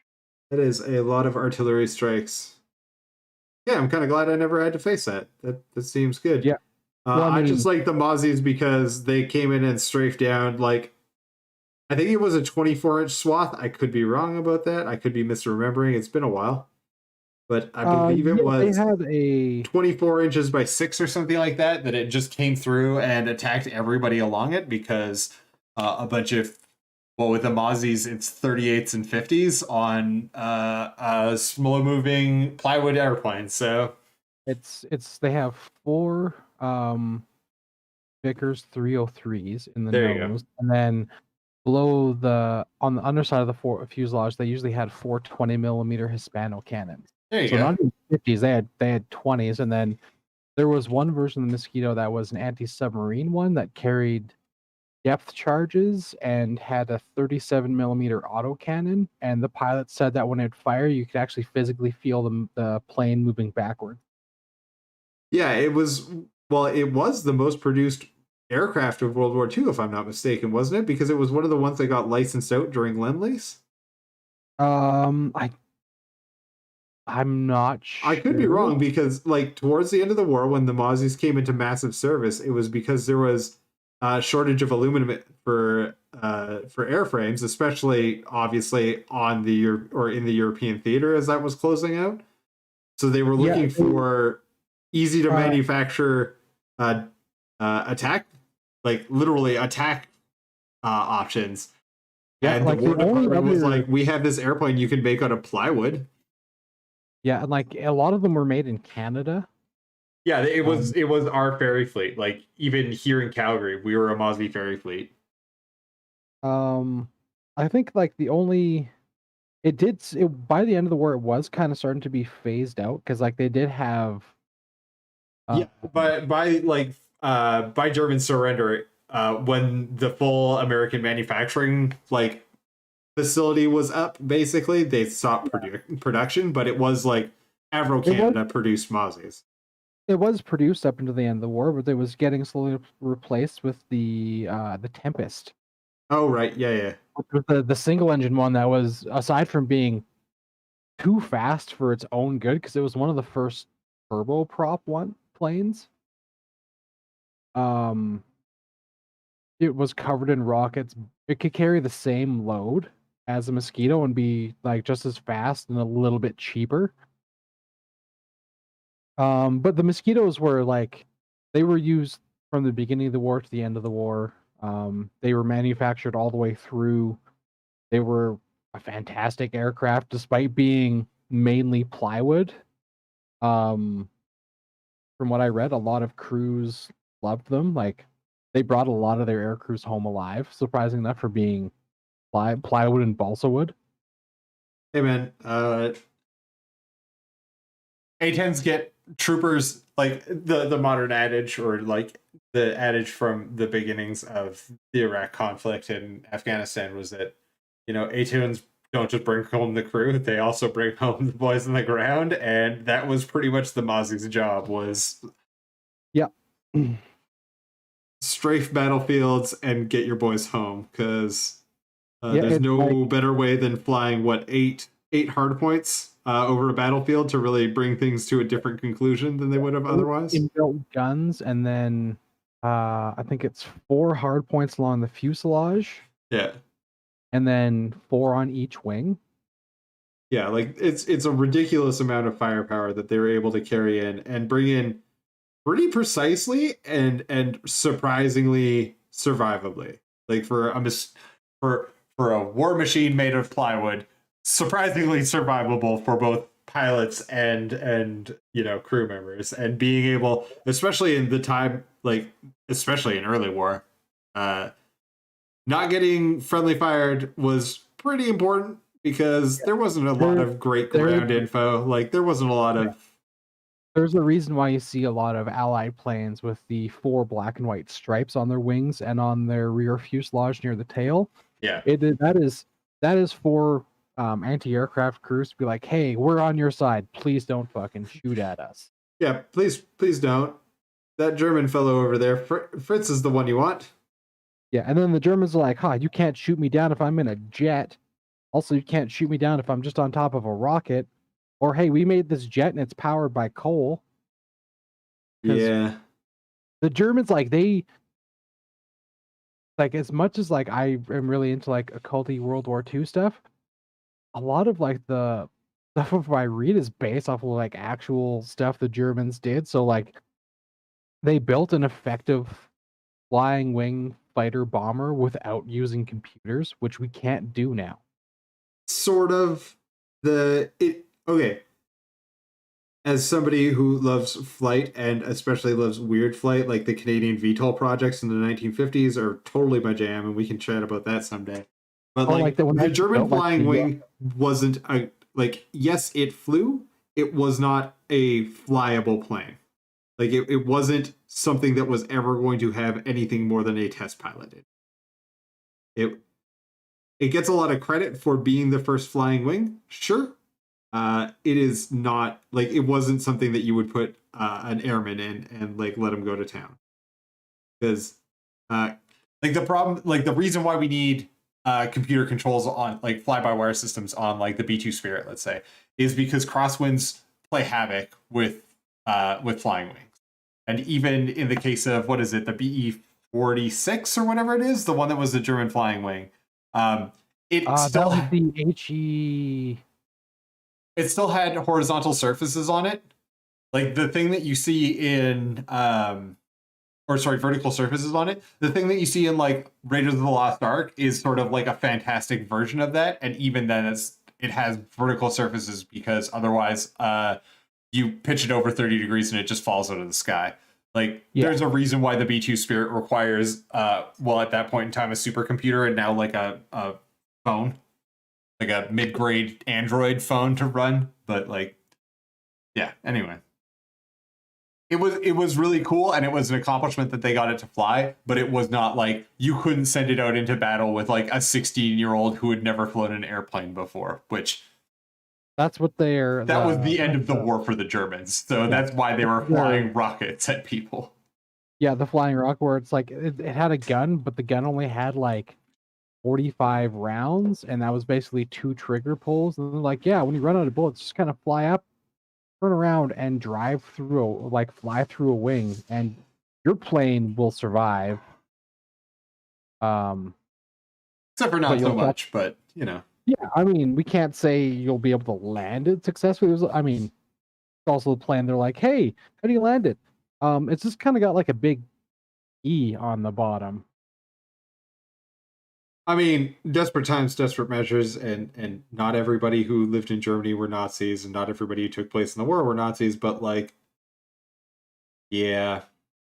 I don't know. I feel like there is a certain amount of not everybody participated, that's fine, yada yada yada, but I feel like there is, especially because of how the US intelligence mechanism functioned after Operation Paperclip, when they wanted to rehabilitate German scientists in the eyes of the world, may have led to some bad times that we could have otherwise avoided if we hadn't needed them to beat Sputnik. Well, that is fair. There was definitely shady shit involved at the end. Oh yeah. To basically be hey, the Germans invented stuff we'd only seen in comic books and stuff, so maybe let's steal it before the communists steal it. And I mean, the communists did their own variety of stealing from literally everyone. Hell, no props to the commies, but the Soviets. I mean, the Chinese communists aren't any better. Oh yeah, no, they definitely had their issues. Really, let's be serious. Nobody comes out to the end of the Second World War smelling of roses. Everybody kind of America drops a bomb on people. The French side with the Nazis. The Nazis are Nazis. The Russians, well, having incredible industrial prowess, also managed to like starve half their population, the remaining population, civilian population, at one point in time. Not Nobody really comes out the good guys at the end of World War II. Everybody's just certain degrees of a Nazi and not a Nazi, and we happen to be on the not a Nazi side, which is the right side. Whenever you get a choice between the sides, choose the not a Nazi side. Yeah. Unless they have vampires, in which case go for it. Like, just Nazi it up. Nazi vampires are great. Yeah, if we're talking like occult Nazis, like World War II Nazis, like they always get the cool stuff first. Yeah, and that was part of the investment of the Weimar Republic and then early Hitler's Germany was really investing in military prowess to be able to fight a war on several fronts and in stupid places. Unfortunately, their leader was addicted to methamphetamine and shot himself in a bunker. Thank goodness he was the worst. Oh god, he was a terrible, terrible person. I mean, I really have to hand it to the person who killed Hitler, except for, that's the guy. That's Hitler. On that note, though, Steve, it's time for a break. Oh, all right. Cool. We're going to take a quick break here. We got a slideshow. If you want to participate in the slideshow, have your stuff actually during the slideshow, you can always send it over to us on choiceminis@gmail.com, or you can always hit me up on my Instagram. You can hit me. I'm at choiceminis on Instagram. Adam is at beach_vacation_Mando on Instagram. We'll be back in about 5 to 10 minutes, and we'll be good to go from there. All right, we'll see you guys in a bit. Oh,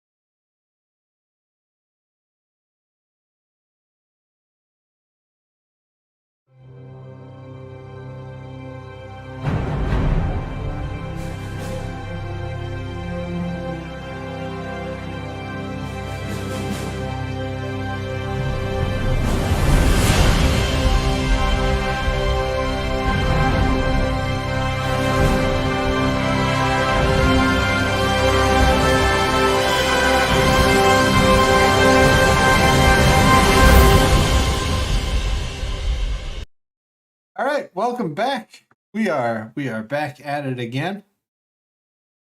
So took my dogs outside briefly while we were on break there, and my little boy Apollo, who is just about 6 months old, definitely thinks that rain is a punishment, and I'm enjoying propagating that particular belief in him. So he was very sad that he was outside. It's not raining over here anymore. Well, whoop-de-doo. But Rocket is very much a fan of the rain. Oh yeah, Artemis was like, it rained, we play? And Apollo was like, it rained, we punish? Yeah. Apollo's like, but I was a good boy. Yep, pretty much exactly how his mind works. He's like, rain is the punishment from God, we have sinned. Sad. Oh boy. So I'm just going through right now, and I'm just going to work a little bit on cleaning up around the symbol.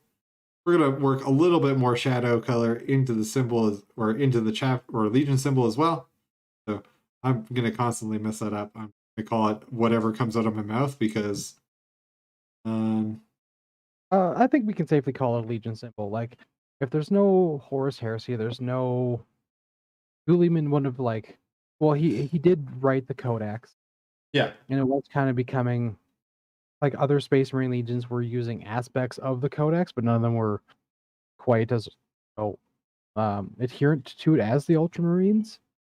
Because despite them being, like, a lot of the brothers not getting along, they all did respect each other for various reasons.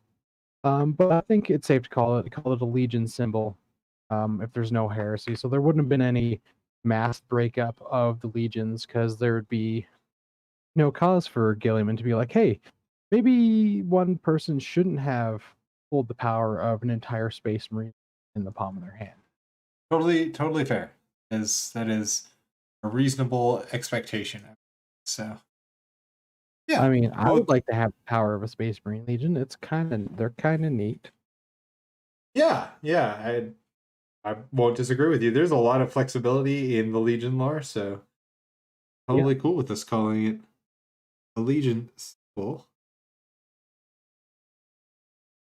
So again, we're just using, I'm using, for some of the deeper shadows on this, on the weapon, or on the sword in the middle of our Legion symbol here, I'm going to be using more and more of our acrylics. Well, they're all acrylic, but I'm going to be using more of our scale colors to go over and create some separation in the elements of the symbol, just so that it is very, very evident, even though we are in deep shadow on that shoulder. So the front of this model, so the camera facing side of this model right now, is in shading, like it is in deep shadow. So we're going to be using that to our advantage to create some interest as far as light and stuff goes, but we're also going to be making reflections and stuff and bounce light and stuff happen. So we're still just about there on the symbol. We've got a little bit more work to do as far as bounce lighting comes into this area.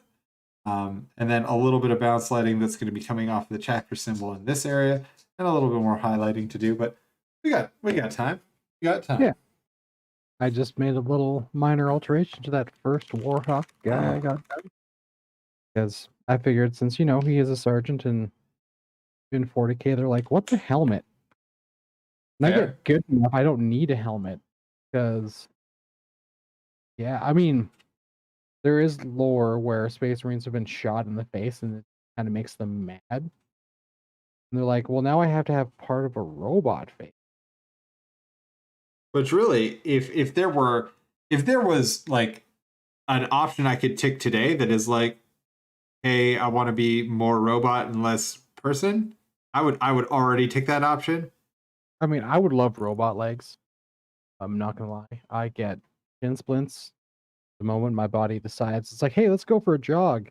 Oh, you just put your shoes on and you don't get shin splints at all day at work, walking around giant ponds and all that. But the moment you decide to go for a run, shin splints.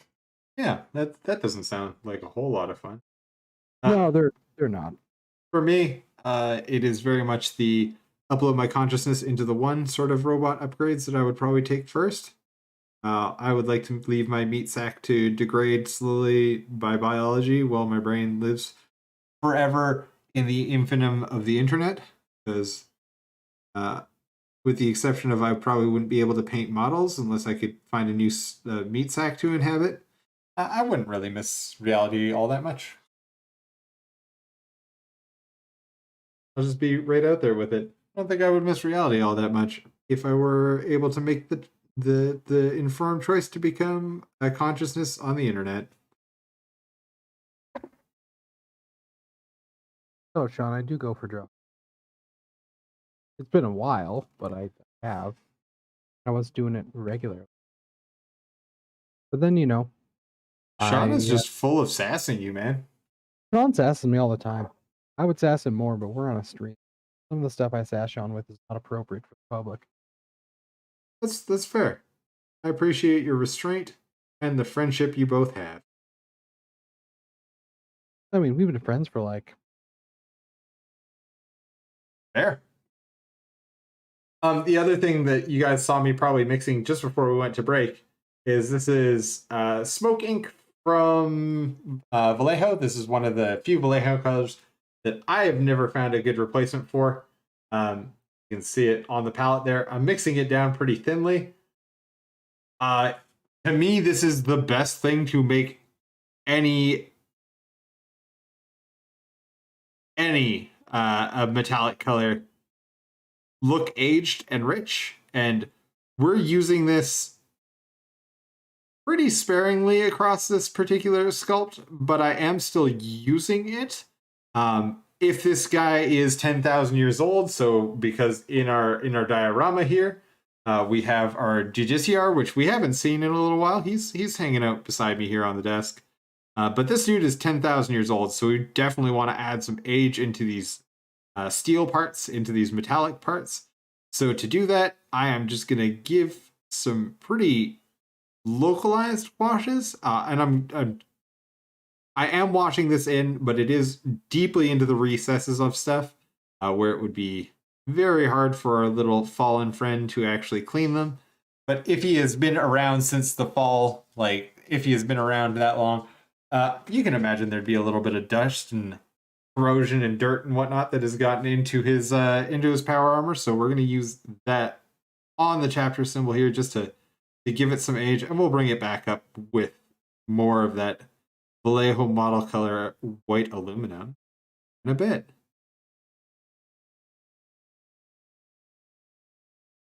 I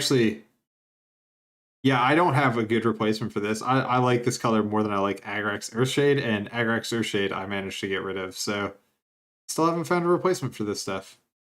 I'm actually a big fan of the Vallejo Oily Steel. Yeah, totally fair. And this is sort of oily steel minus the pigmenty part of it. So this is Vallejo Cuomo or Vallejo Smoke. Where is it? There you go. The smoke is basically like oily steel is just smoke and metallic. Yeah. The smoke is like that it's such a good wash. Yeah, and we are doing targeted points on the model. So where I have a lot of overlap, either because there is or deep-ish recesses on the actual sword itself, places where it would be very, as I said, very hard for a Space Marine to clean that part of his chapter symbol. That is where we're going to toss it down for now. As I said, we're going to be using more of that white aluminum to bring back some of the highlights. So never fear. Specifically a renegade Space Marine who doesn't have quite the access to like the arming facilities that they would within the if they would have remained with the chapter or the Legion. Yeah, and that's one of the things I don't think we've ever really talked about in lore. Are these guys Hydra, as in like hidden in plain sight kind of a deal, or are they like well-known betrayers of the chapter, or what do we want for lore for that? I like that they're like, because they are firstborn, so they've been around for a bit. I do like the idea that, like, they do have a bit of the chaos taint where the Emperor's like, leave me and my sons alone, and Chaos is like, ha, you didn't say your grandkids, loophole. Loophole. And then, you know, the Dark Angels just being themselves and being all secrety, and Luther just kind of getting butthurt that he got left behind. Just train people, was probably like, I need to get better because I'm too old to be an Astartes. And Chaos is like, yo, I got some of them mutations for you here, bro. Free of charge. Yeah. Only all of the strings. Only all of the strings attached. Yeah, like, and you know, maybe I would say like it's probably they never actually give you like a number of how many of the fallen there are. Oh yeah, because the Dark Angels don't actually know. Yeah. And even the like Inquisitor chaplains, that's their name, right? The guys who are, or is it Confessor chaplains? Interrogator chaplain. Interrogator chaplains. Thank you. Even they don't tell people how many they've. You can count their rosary, but they don't like. There's no ad out there for like I've killed 75 fallen. Yeah, it's more like I think it was like thousands of them. Oh yeah, as far as I've read, and I could be remembering this wrong, I think it was half the Legion. Like that was why they were decimated. Was like it was half the Legion that went to chaos. It wasn't quite half the Legion, but they were reduced to like half strength after the Battle of Caliban. Because like they did during the, from what I understand, yep, the Lion went back to be like, "Hey Luther, come on, they're attacking Terra. Let's go. Let's bring all the guys you've been training, all the guys I left here." And he gets there, and it's like Luther's essentially like the first Space Marine demon prince. He's the battle between him and the Lion was so titanic it destroyed a planet. It did. Yeah. I mean that is the end of Caliban, and I want to keep that because I think there are many stupid parts of Space Marine lore, but I do like the Luther Lionel fight. Like that is one of the things that stands out to me as still being a really neato part of their lore. So yeah, I really enjoy that part of their lore. It's one of their better parts of lore that they've kept as canon and hasn't really changed a whole lot. And they do, like, you know, and then Chaos, you know, whisked the Fallen away and they went through the warp. So, you know, some of them appeared 2 years later, some of them appeared 200 years later, some of them appeared 2,000 years later, some of them probably haven't even reappeared yet or like come out of the warp. But they are commonly seen in like, I would say Chaos Warband size, so about company size of the Fallen. So I'd safe to say there's easily over 1,000 to 1,500 Fallen original. So and who knows? They could be in our particular version of lore because we don't have to be beholden to Games Workshop or making high model counts of things. Who knows? They could be out there recruiting. Yeah. There are Renegade chapters that aren't necessarily, they're not Chaos Space Marines or Heretic Astartes, they're Renegade Astartes. So it's like, so the Renegades, and maybe you can clarify this for me. I thought that Renegades specifically was referring to not fallen, but objectors, right? Like not those who had taken the ruinous, like the deal from the ruinous powers, but ones who were like, I don't like the Emperor anymore. The Imperium is stupid. Yeah, the Renegade are kind of a bit of both. Like they're objectors and there are a bit of the fallen. Like because you can have like guard legions and like Knight Titans that are all like you can have Renegade Titans. You can have Chaos Sorcerers.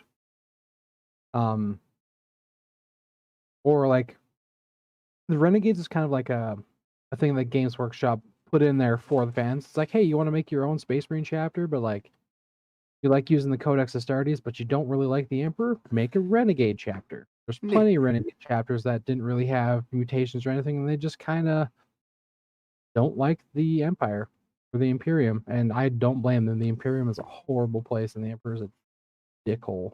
Well, he's not so much a dickhole as he is like skeleton on a chair. Yeah, Red Corsairs Red Corsairs are probably a big one. They're a guard renegade squadron, though, or a guard renegade faction, correct? No, Red Corsairs are Space Marines. They were the Astral Claws originally. Actually, like it sucks because they had a really cool chapter symbol and a really cool color scheme to them, and then they became renegades. They're basically like space pirates, Space Marines, space pirates. Okay, you had me at Space Pirates because my favorite, the way to get to my heart is to take a thing that I already am kind of into and add pirate to it. So yeah, though their leader Huron Blackheart, I think he swore a pact with Abaddon, so he helps Abaddon now, sort of. Oh well, that's not cool. Never mind. I'm out on these guys. Yeah, helping Abaddon is always a bad time. Yeah, I mean, Abaddon's just the worst. He's such a chode. I do like his new mini though. His new mini is fantastic. Oh yeah, no, the new mini is great, and like Abaddon in lore and Abaddon like in the Horus Heresy novels, great. Abaddon as like in the non-heresy stuff, like I'm talking about like any of the current crusades. Well, what did we just come out of before Indomitus, like before Caradon? After the fall of Cadia, when Abaddon showed up again out of the Eye of Terror. That was the I can't remember what crusade that was. Regardless, the Chaos crusade that just happened that Abaddon led was short-lived and bad, which is kind of how all of Abaddon's plans go. Like if I was to summarize his life in very few words, it was he did something really dumb and evidently dumb and carried through on it anyway because pride. Yep. Like literally had a Blackstone fortress, lost it, has the deadliest warship ever created, never uses it. Yeah.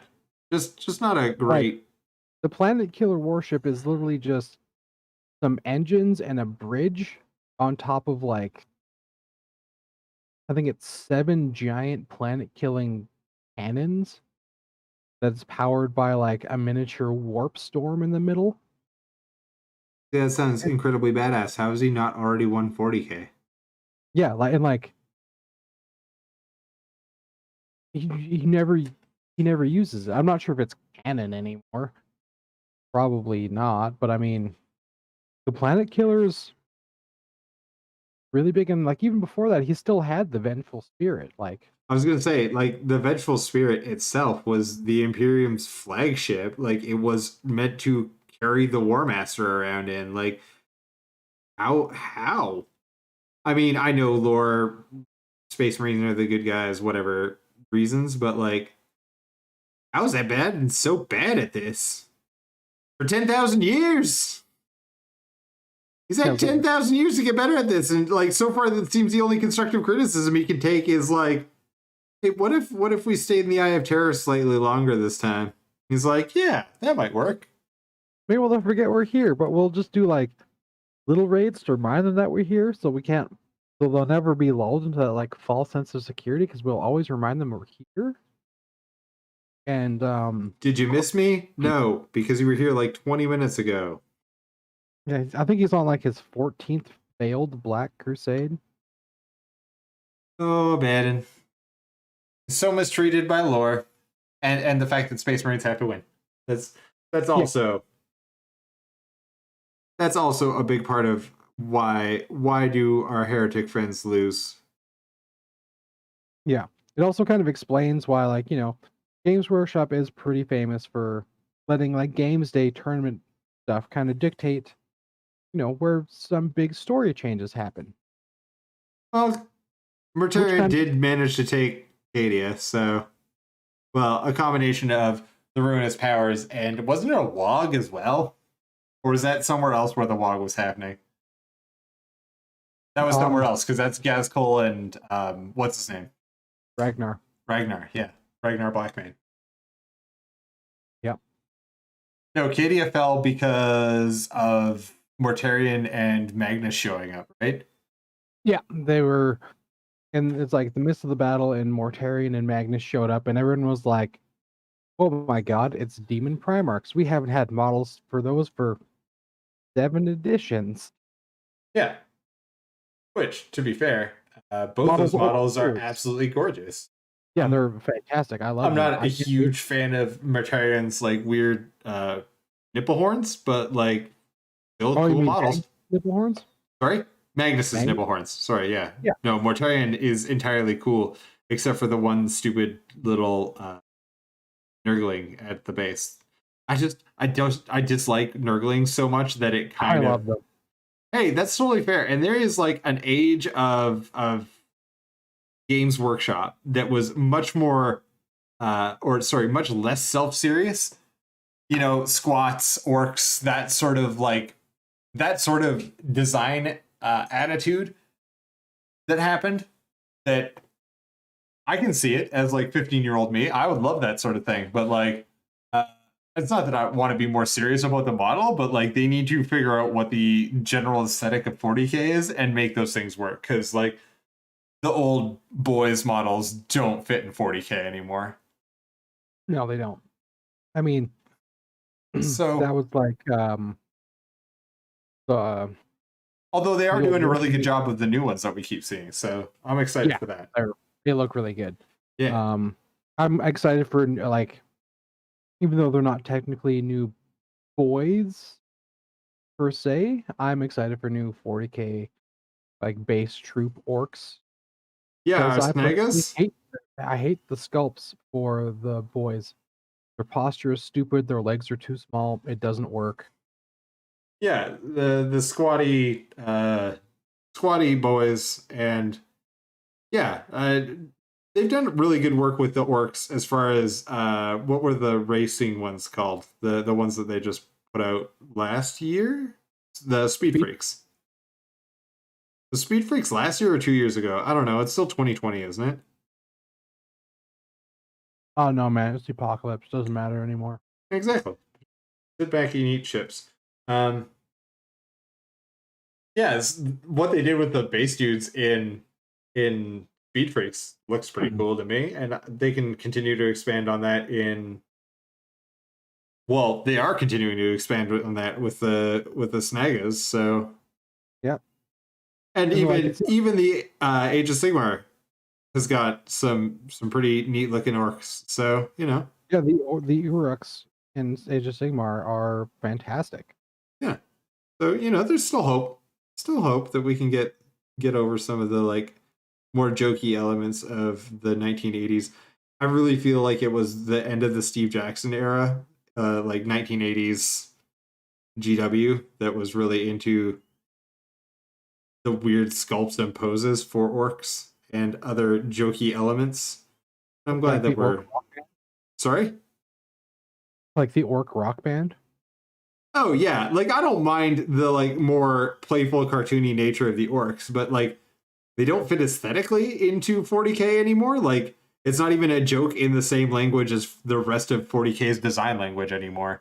And that's the part that like is a little more than disappointing nowadays, is that like the design of 40k has left those guys behind, which is a little Yeah, sad. and that's why I like the Snagas, because it's updating the design. While like I don't like every mini of the new Snagas that I've seen, but I like the majority of them. Yeah, the And the med boy that came it's out, was that yesterday? yeah, the pain boss. Name boss. Yeah, there we go. And it's nice to see the orc like standard troops get some love, and not just the characters and their vehicles. Oh, see, orc vehicles are what sells orcs for me. So Yeah, that's true. Like I do love the um I do love me a green tide of WoG.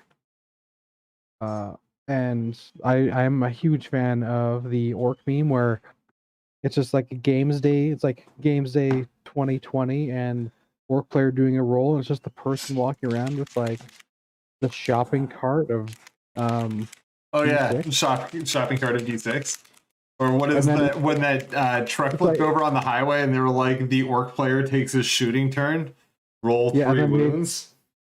Yeah, it's like that, and then he rolls like 3 dice for hits or something like that. Oh yeah, no, it was the truck that spilled that had all the d6s in it. It's like orc player shooting and orc player rolling for wounds, and it's just like 3 dice on a table. Yeah, and like I love that about the orcs. Like they're, from what I've heard, orcs don't often win, but it seems like the orc players are the ones who are having the most fun. That's totally fair. And I think that if I were ever to do like competitive tournament, that's what I would be there for, is to learn how to play the game better and like just have some yucks, like meet other Warhammer players. Yeah, like I love the orcs just for like also like the the sense of like laissez-faire that it instills like in the all of the 40k orc players. They're all like, no, our armory's not that good. But man, a wog is sure fun to see on the table. Oh yeah, and if I wasn't so, if I didn't have the standard for painting that I do, because I like putting way too much work into models, I think that orcs could be a really fun army, and I'm sure that there is a way to run elite orcs. Like I could take like a Blood Axe army or something like that, and make it all commandos and keep the model count to something like reasonable. But I don't want to do the orcs dirty like that. Like there are low model count armies that I can play already. If I wanted to play Harlequins, I could play Harlequins. I don't really have a 40k like faction that I like. Gene Stealers is probably the closest to the 40k faction I want to like actually play on the tabletop the most. So yeah, just to update everybody, I am continuing to shade down. So I'm using a combination of our general shadow color, which is petroleum gray, and then I mixed some of that into our smoke ink down here, and I'm just mixing it off to the side here, obviously. Smoke ink is pretty transparent on its own, and I wanted to bring some of the shadow color just so that we're bringing, universal shadows to everything. That is sort of the point of universal shadow colors, is we want to bring them everywhere. So I'm just using that to dull down some of our gold, and then we'll start building our gold back up in a minute here. So yeah. In the meantime, it's actually time for some hits on 2+. Oh boy.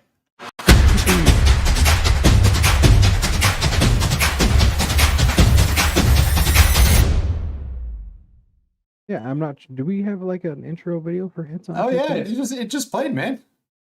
Am I behind on the stream? It's probably a little delayed right now. Yeah. Oh yeah, there we go. Yep.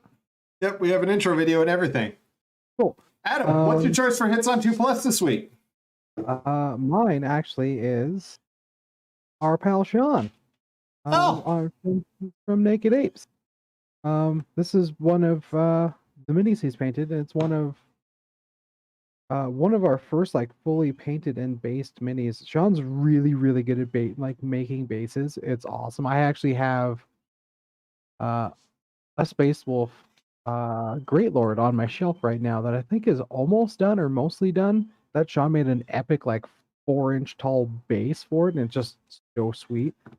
But this guy is actually Sean mentioned them earlier in the chat, the Dreamforge. This is the one of the Eisenkern troopers from Dreamforge. Cool. And we kind of envision these guys like as kind of a little commando group. So if we were going to run them in 40k, these would have been Scions or Stormtroopers for the IG. Cool. Because we were, doing it on like a desert planet. There's a lot of the dry paint, the mud. Yeah.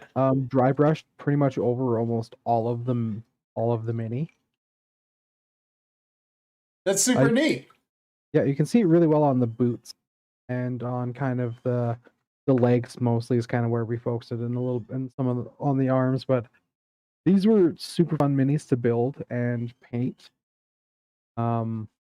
He's got a few on. I think he's got a couple pictures of this guy and just some random some other stuff. There's, if you scroll through, there is Chaos Cultist. I made that I just called Mr. Slap and Tickle. We will not be putting Mr. Slap and Tickle on stream because I know exactly what you're talking about, and I feel like it is probably not stream friendly. But No, if it's no, it is. It is not. It is not what I'm thinking it is. It's not. It's not the Nurgle Demon Prince. Okay. Mr. Slap and Tickle is he was actually made from an Empire migrant. Flagellant? Flagellant, yeah. The one with the his arms are in like the giant wood handcuff things. But I made him a cultist, so I cut the hands off and I made 2 green stuffed tentacles coming out. Let's see if I can find him. I'm just gonna go through real quick to see if we can see him. He's right next to the post of the naked ape symbol, so he's a little bit further down. There we go. That guy.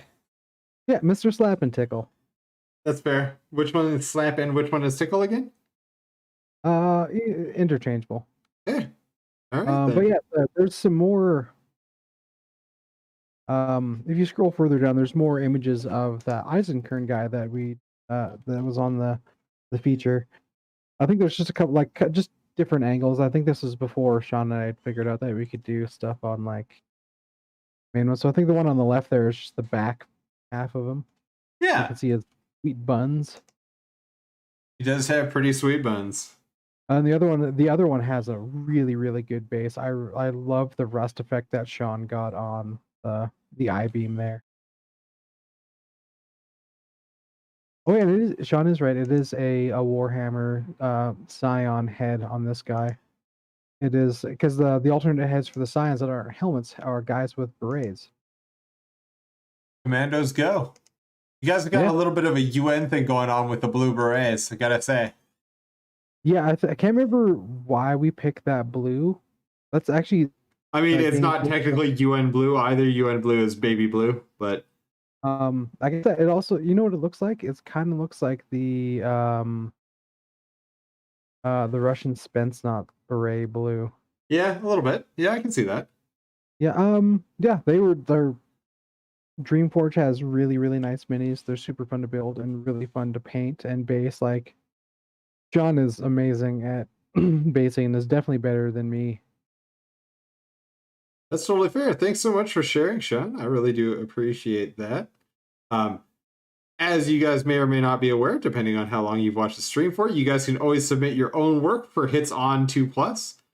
This is our weekly. On Tuesdays, we run a competition between Adam and I to go out and find the coolest thing on the internet that we think that will hit on 2+, so that it'll hit with the majority of you guys. So you guys can always vote on Hits on 2+ every week on our stream. You can do it either live when you're with us, or if you're watching this video after it has gone live and you're watching us later on YouTube, you can always just go down in the comments, leave your comment for which choice you think is the winner of our Hits on 2+ competition. Now, for mine, sorry, I'm just in the middle of doing a thing. I'm trying to finish up a little bit of an edge here. Sorry, I do paint all the way through. No, thank you very much. And Adam is absolutely right. The rust effect on that I-beam is super, super cool, Sean. I really do love what you've got going on here.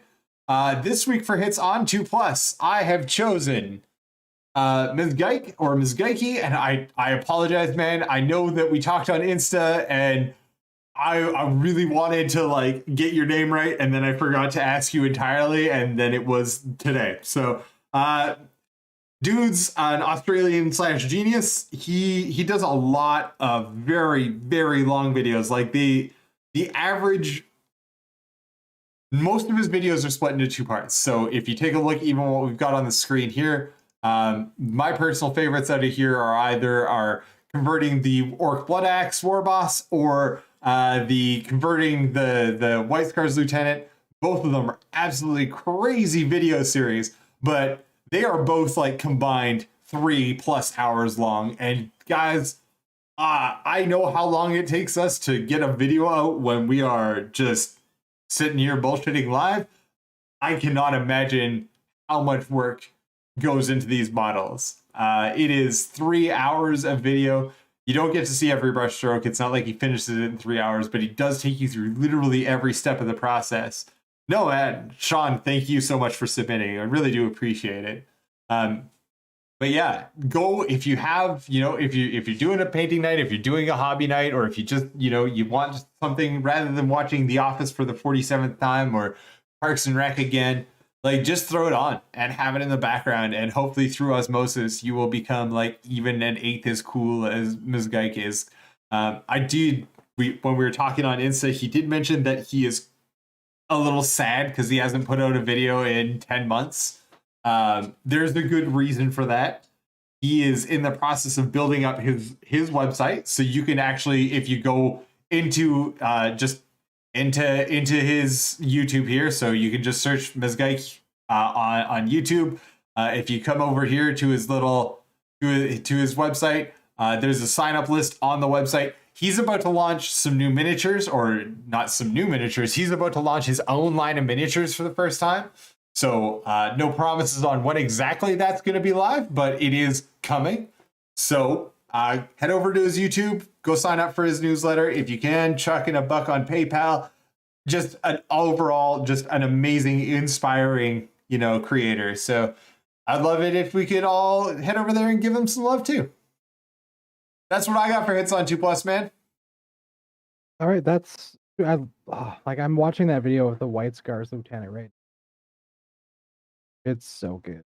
Oh yeah, utterly insane. So he does, conversion work and shows a lot of the work as he's doing it. It is definitely one of those things that he is not afraid to not only show his process, but also show, like inspiration. And he talks about, how he's coming to the art form. And a great one is actually on the Blood Axe one. He uses gum paste to do some of the chipping, and it doesn't really work. And you can tell that he's frustrated because it was a lot of work to get some of that, or to get the I guess it was probably fluid masking, is what I'm guessing it was. It's been a little while since I watched the video, but it doesn't come off easily, and it doesn't do a great job for coverage. So it's just one of those things that, like, you can watch, process warts and all, and same as I'm doing here, it's process warts and all. Like, some stuff works. You guys can see that I'm repainting a Legion symbol tonight. Not probably what I was planning to do a week ago. I was planning to be on like the Emperor's Children by now, if we're going to be honest. But I like detail work, so it takes a little bit longer to get done. Just so that you guys are sort of up to date on where we're at with the model here, I have added, so that big pot of smoke that I had, that got some Vallejo model color gold dropped into it, and now I'm just working that gold back up to a nice shiny gold from our light sources. So where I'm picking up light sources on the model, that is now where we are adding this Vallejo model color, or Vallejo metal color gold, sorry. And I'm adding it to sort of a weird place too. Just if you can see, yeah, there we go. So you can see I am adding it right next to his face. Is this believable? Not really. But if I just leave this all super shadowed, if I paint this from a purely physically realistic perspective, this is never going to work, because I'm just going to have a big black nothing blob on the front of our model. So I am using the combination of contrast of both finish, because this is going to be a very, very shiny metallic finish, right next to the big dark face. So that is going to hopefully provide some contrast and draw your eye to that, like, really shadowed face is what it's going to end up being. Yeah, that's where we're at right now. Where are you at, Adam? Did I turn you off again? I turned you off again. There you go. You're back. God. Always turned me off and stuff. I'm sorry, buddy. It's okay. It happens. I wasn't really talking too much there. No, I looked over. So as I hit the scene change, everything was like, no, Adam can still talk. And then it was like a full minute later, it was like Adam is no longer able to talk because Steve is not paying attention and is rambling about color and stuff. I'm just seeing if wow, the Games Workshop site does not have the only White Scars upgrade bit they have for Space Marines is the vehicle upgrade kit. Yeah, even when they got their special not Gigantic con, but the other con that they got in at the end of it, or not the end of it, in the middle-ish of 8, when they were doing all the Space Marine stuff, the like special fancy Marines and all the first founding got their like special boys. Yeah, they just got the one model. They didn't actually. They got a little bit for upgrade sprues. Or sorry, they got the one upgrade sprue, but they didn't get water slide decals. No, they didn't. Which is the same as the Dark Angels. Actually, the Dark Angels did not get upgrade, or did not get. They did not get decals along with their upgrade sprue. A little disappointing, if I'm honest. I'm just trying to find the White Scars Primaris upgrades through. Oh, there it is. Ooh, $30. Yeah, they are not inexpensive. Actually, $30. They might have the decals in there, because it was $30 for Iron Hands as well. It's got 2 sheets of the decals. Nice, because the Dark Angels definitely didn't get that love. They did not. I mostly just want it for like, well, like I'm not using any of the White Scar like iconography, so the well, a little bit, like none of the, not the actual symbol for the Warhawk, so I won't be using the shoulder pads. I'll definitely be cutting stuff off of the shoulder pads though. The one thing I need to find is a good set of like hanging skulls and severed heads. Buy the GW skull box. I cannot recommend it enough. It's just a box full of skulls, and if there is anything 40k, a box of skulls. And it's got like everything. It's got cow skulls. It's got skulls. Sorry? Citadel skulls. Yeah, it's got troll skulls and orc skulls and vampire skulls and gene stealer skulls and like literally all the skulls. I think what I'm gonna end up doing is making really thin green stuff ropes. Yeah. Because one of the things that the White Scars did is like one of the things they kind of took from the Mongol thing is that they're trophy takers. Yeah, they took the severed heads of their enemies that, you know, were either elite enemies or, you know, challenged them and fought a good combat. They would take their skull as a trophy and lash it to their bikes. So I'm gonna do that for my Outriders, and I'm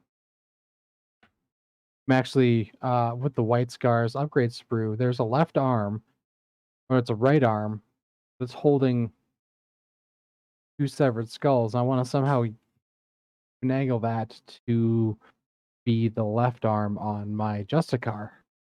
Fair enough. I'm also trying to find like the Japanese, or not the Japanese, the ancient like Ming Dynasty executioner sword that has like the 4 big iron rings through the back for added weight. Oh yeah. And I want to give that. I'm trying to find a mini version of that to give to my Justicar. Fair enough. Yeah, I have no idea what that sword is actually called. So if anybody knows, call it out in the chat. It might be I think it's based off the Dao. Yeah, Daos are the single edge like heavy swords. They are like the equivalent of a machete. Yeah. It's based off the Dao, but it's just bigger and has a heavier blade. And they're like, hey, this blade's still really heavy, but it could be heavier. Let's instead of reforging it, let's just put some holes in the back and then put weighted iron rings on it. Hey, that's a good idea. Hey man, I'm not an executioner from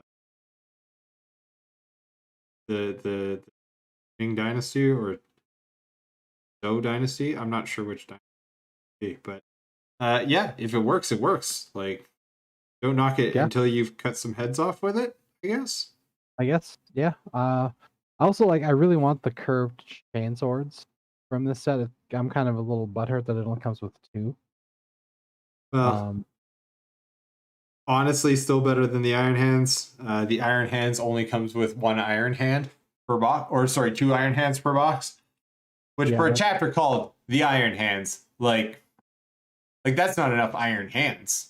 No, like they used to have the Iron Hands actually used to have like a big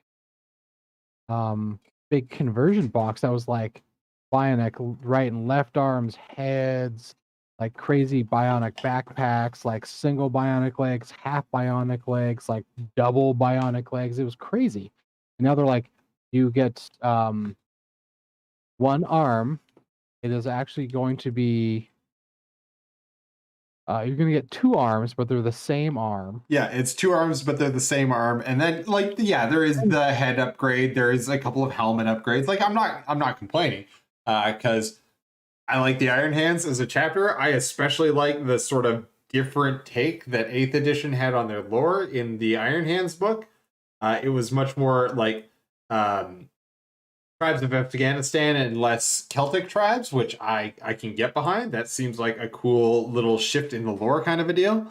But yeah, because they were always like nomadic tribes and like giant like tank cities. yeah, and that was sort of the difference, was the nomadic tribe lifestyle as opposed to the regular Iron Hands or the original Iron Hands lore that very much made them the like warring clans of Scotland, Ireland kind of a deal, which is cool, but not like have, like the nomadic stuff to them. At least in like the 30K books, they.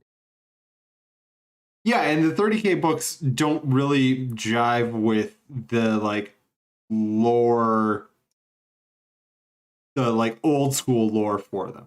Because like if you look at like their clan titles and all the rest of that stuff, it is all very much like Celtic warlord stuff. Like that is absolutely the inspiration for it. So that's true. Yeah, like the naming conventions and all the rest of it. Whereas with the new-ish, like with the Iron Hands Codex, they very much reimagined some of that stuff and made it a little bit more like, as I said, nomadic tribes of Afghanistan, like Central Asian nomadic tribes. We'll put it that way. Yeah. Not the Mongols, but like close. Mongol adjacent. How about Mongols that the Mongols forgot were a part of the Mongolian Empire when they like sort of got got beaten back at the gates of, was it Istanbul or Rome? I never remember where they actually stopped. Istanbul. Thank you. Listen, I know that they conquered most of the world. That's all I can remember is that like in a very short time. That was Kublai Khan, right? Or was Kublai Khan the one that took over the Koreas? No, Kublai Khan was the one that got to Istanbul. Okay. His dad was the one who got the Koreas. His dad was also the one who launched not one but two failed invasions of Japan. Yeah, that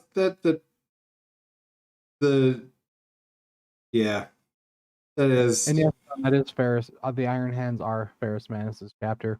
Yes. Like I agree with Sean. Like they are, or not Sean, Steve.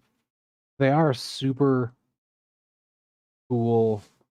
I really like them as a chapter. They do definitely get the short end of the stick. My biggest issue with them is their whole the flesh is weak thing, because actually like Ferris Manus hated how that was like becoming a big thing within this chapter, where they're just willingly chopping out body parts to get even cooler robot parts. It's like I set up this conversation an hour ago where I was like, yeah, robot body. Ferris Manus was like, he's like, oh, that's all well and good to like augment your body to like to play so, but he thought, it's like we are like human beings made for war, like perfectly. Essentially, that's like where he was coming from. So he thought of it as like, snubbing the Emperor's ultimate design. Because he was listen, he liked Daddy too much. Okay, no, he was. Yeah. Daddy not a great guy to model yourself on. Yeah. Also, isn't he the first Primarch who's dead, or is that Lionel? No, he's the first one that dies. Yeah. Fulgrim, or demon possessed Fulgrim, kills him. And in the book Fulgrim, actual Fulgrim is like described as like being in a crystal cage, like in the back of his mind, like trying to break the crystal cage and get control of his body back as he watches his, from like first person perspective, killing his closest brother. Because Fulgrim and Ferrus Manus were actually very, very close. That's a little sad, but also we're gonna get to play a different sort of lore with Fulgrim and Ferrus Manus, I guess, at some point. Whether or not, I mean, I think that the Lion still dies in our little canon here, because I think that Lion and the Luthers fight, the Lion being sacrificed, is sort of that feels right. That feels appropriate to the Dark Imperium. Yeah, I mean, he doesn't die in the actual lore. Well, he is preserved forevermore under the rock. So whether or not you call that dead, well, no, he was alive during the end of the Heresy, because he teamed up with Leman Russ to make a push through the Night Lords to get to Terra, and that's one of the reasons why. Yeah, he still dies fighting Luther, though. Well, not dies. He takes a mortal wound fighting Luther. Yeah, like he does eventually succumb to it. Yeah.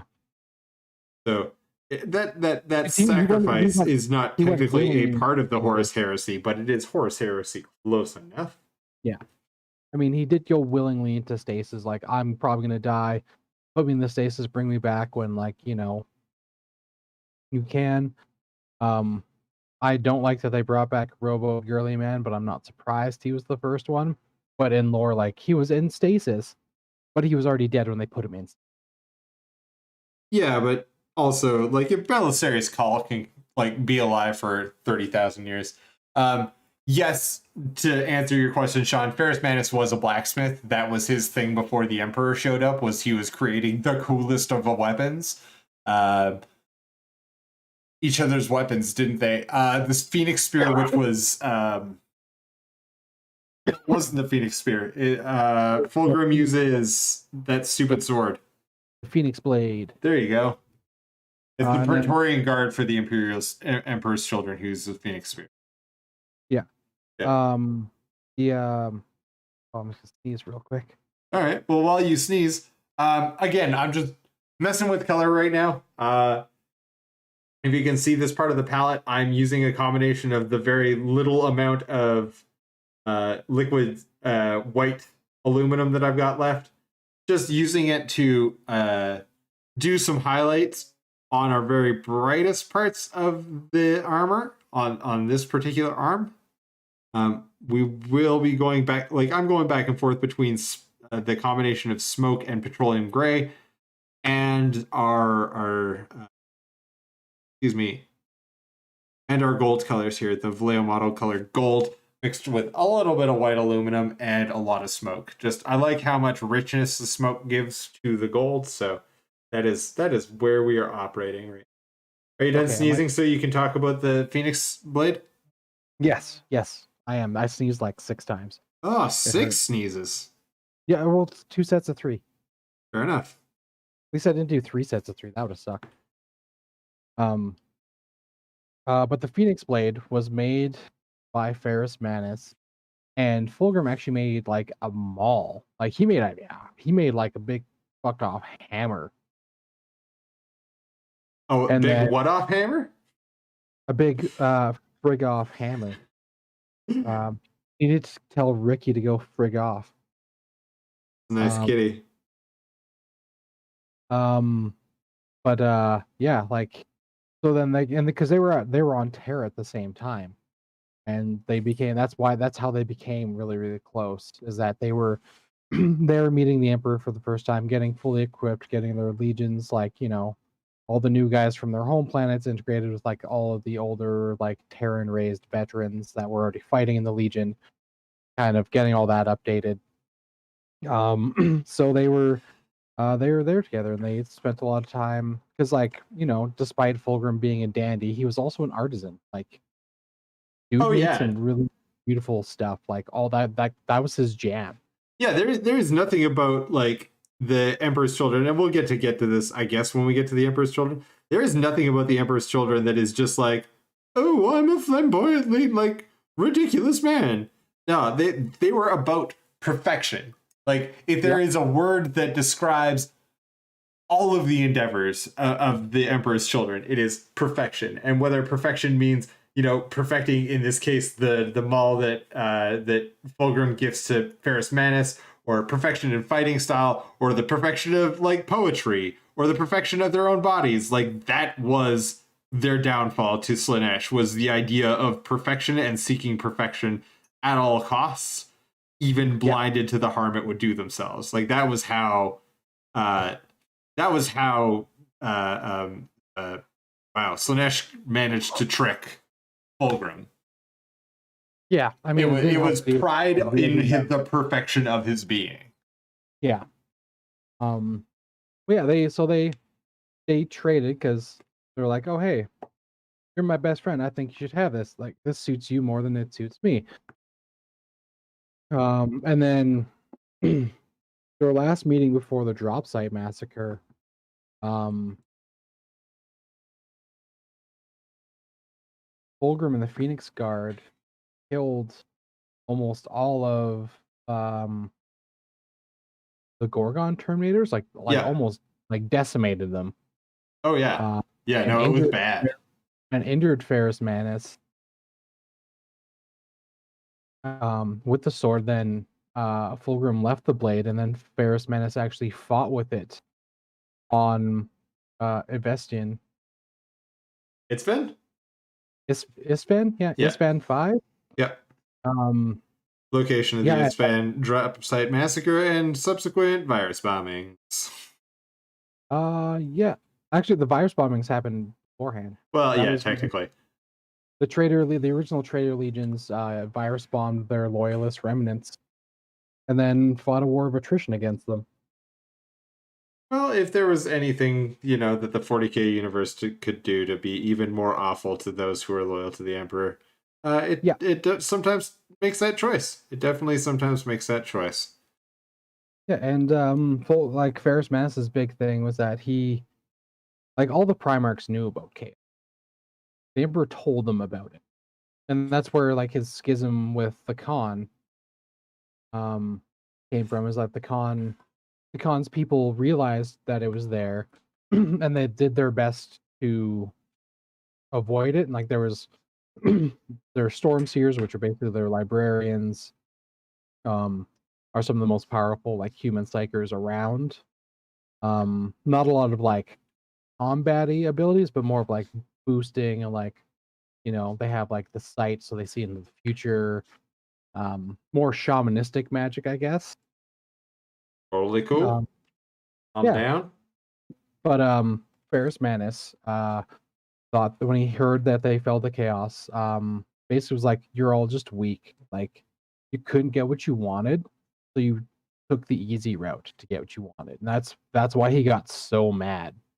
Especially at Fulgrim. He was like you of all people know that going the easy route is not rewarding. Yeah, the price of perfection is always the like trials to get there. It's never about achievement, it's about pursuit. And then he was like, man, whatever. Like, I don't care. I won. Haha. Don't you want to be a pleasure demon just like me? Yeah, so they fought quite a brutal battle where like Fulgrim actually sought him out because they, oddly enough, like their legions didn't deploy close to each other, oddly enough. I think just like the kind of poop storm that was the loyalist deployment, they got quite scattered around. And Ferrus Manus, well, that was also helped by the ruinous powers. Like Chaos was definitely on the field that day. Yeah, and so like Ferrus Manus basically just butchered his way through like 2 other legions to get to Fulgrim. As one does. Yeah, like he pulled out all the stops. Like he had like all of his like best weaponry. So he had basically like 2 or 4 extra arms, each armed with like plasma lances. So it's like, oh yeah, because if anybody is gonna roll up with like the big guns on the day, it's gonna be Ferrus Manus. Like and wielding Phoenix Blade and his hammer at the same time. Oh yeah, he was not. From what I read of the lore, Ferrus Manus you know how like Space Marines normally are like in lore, they're like walking tanks, right? Ferrus Manus was literally a walking tank. Yeah, same with Perturbo. Like Perturbo, like oh yeah, the two like techno obsessed ones, both of them were crazy about that. Yeah. Yeah. Yeah, they Ferrus Manus was actually winning the fight because he knew how to bait and lure Fulgrim, and then Fulgrim in his desperation allowed the demon from the sword to take over. And that's Ferrus Manus. That's how Ferrus Manus died. That's how he got his head cut off, and then Horus threatened to kill that demon if he didn't listen to him, because he wasn't supposed to. He was supposed to capture Ferrus Manus, not kill him. Yeah, well, when was Chaos ever been reliable at doing the thing that anybody wants from them? Never. Never. Once. Not even for a minute. Not even just to see how it feels. So to answer Sean's question, how the heck did he get silver hands? He was actually fighting, I believe it was like a Hydra or like... It was a Gorgon. It was a Gorgon. He was fighting a Gorgon and he drowned it in a river of liquid metal that then encased his hands with living metal. And then he called his elite troopers the Gorgon Squad. Yeah. Yep. Because, you know, no better way to salute an enemy slain than by naming your elites after him afterwards. So I think I'm going to stop here for tonight. We've got some work to do to get our highlights back and stuff on the shoulder pad, but, you know, we're getting closer and closer all the time. You guys, I'll just give you a nice little close-up here if we can get it. See if I can get some actual light on there. Yep. Not really, but you guys can see. I'll take some better pictures in a bit. Post them on my Instagram. You can follow me. I am, of course, Choice Minis. On Instagram, you can follow me basically on all your favorite social media. I'm starting to get more and more into TikTok, so that's always fun. Adam, where can people follow you? People can follow me on Instagram at beach_vacation_Mando. I'm actually probably gonna. And on Naked Apes, man. And Naked Apes, yeah. If you guys want to see some of the minis I've built, you can follow Naked Apes.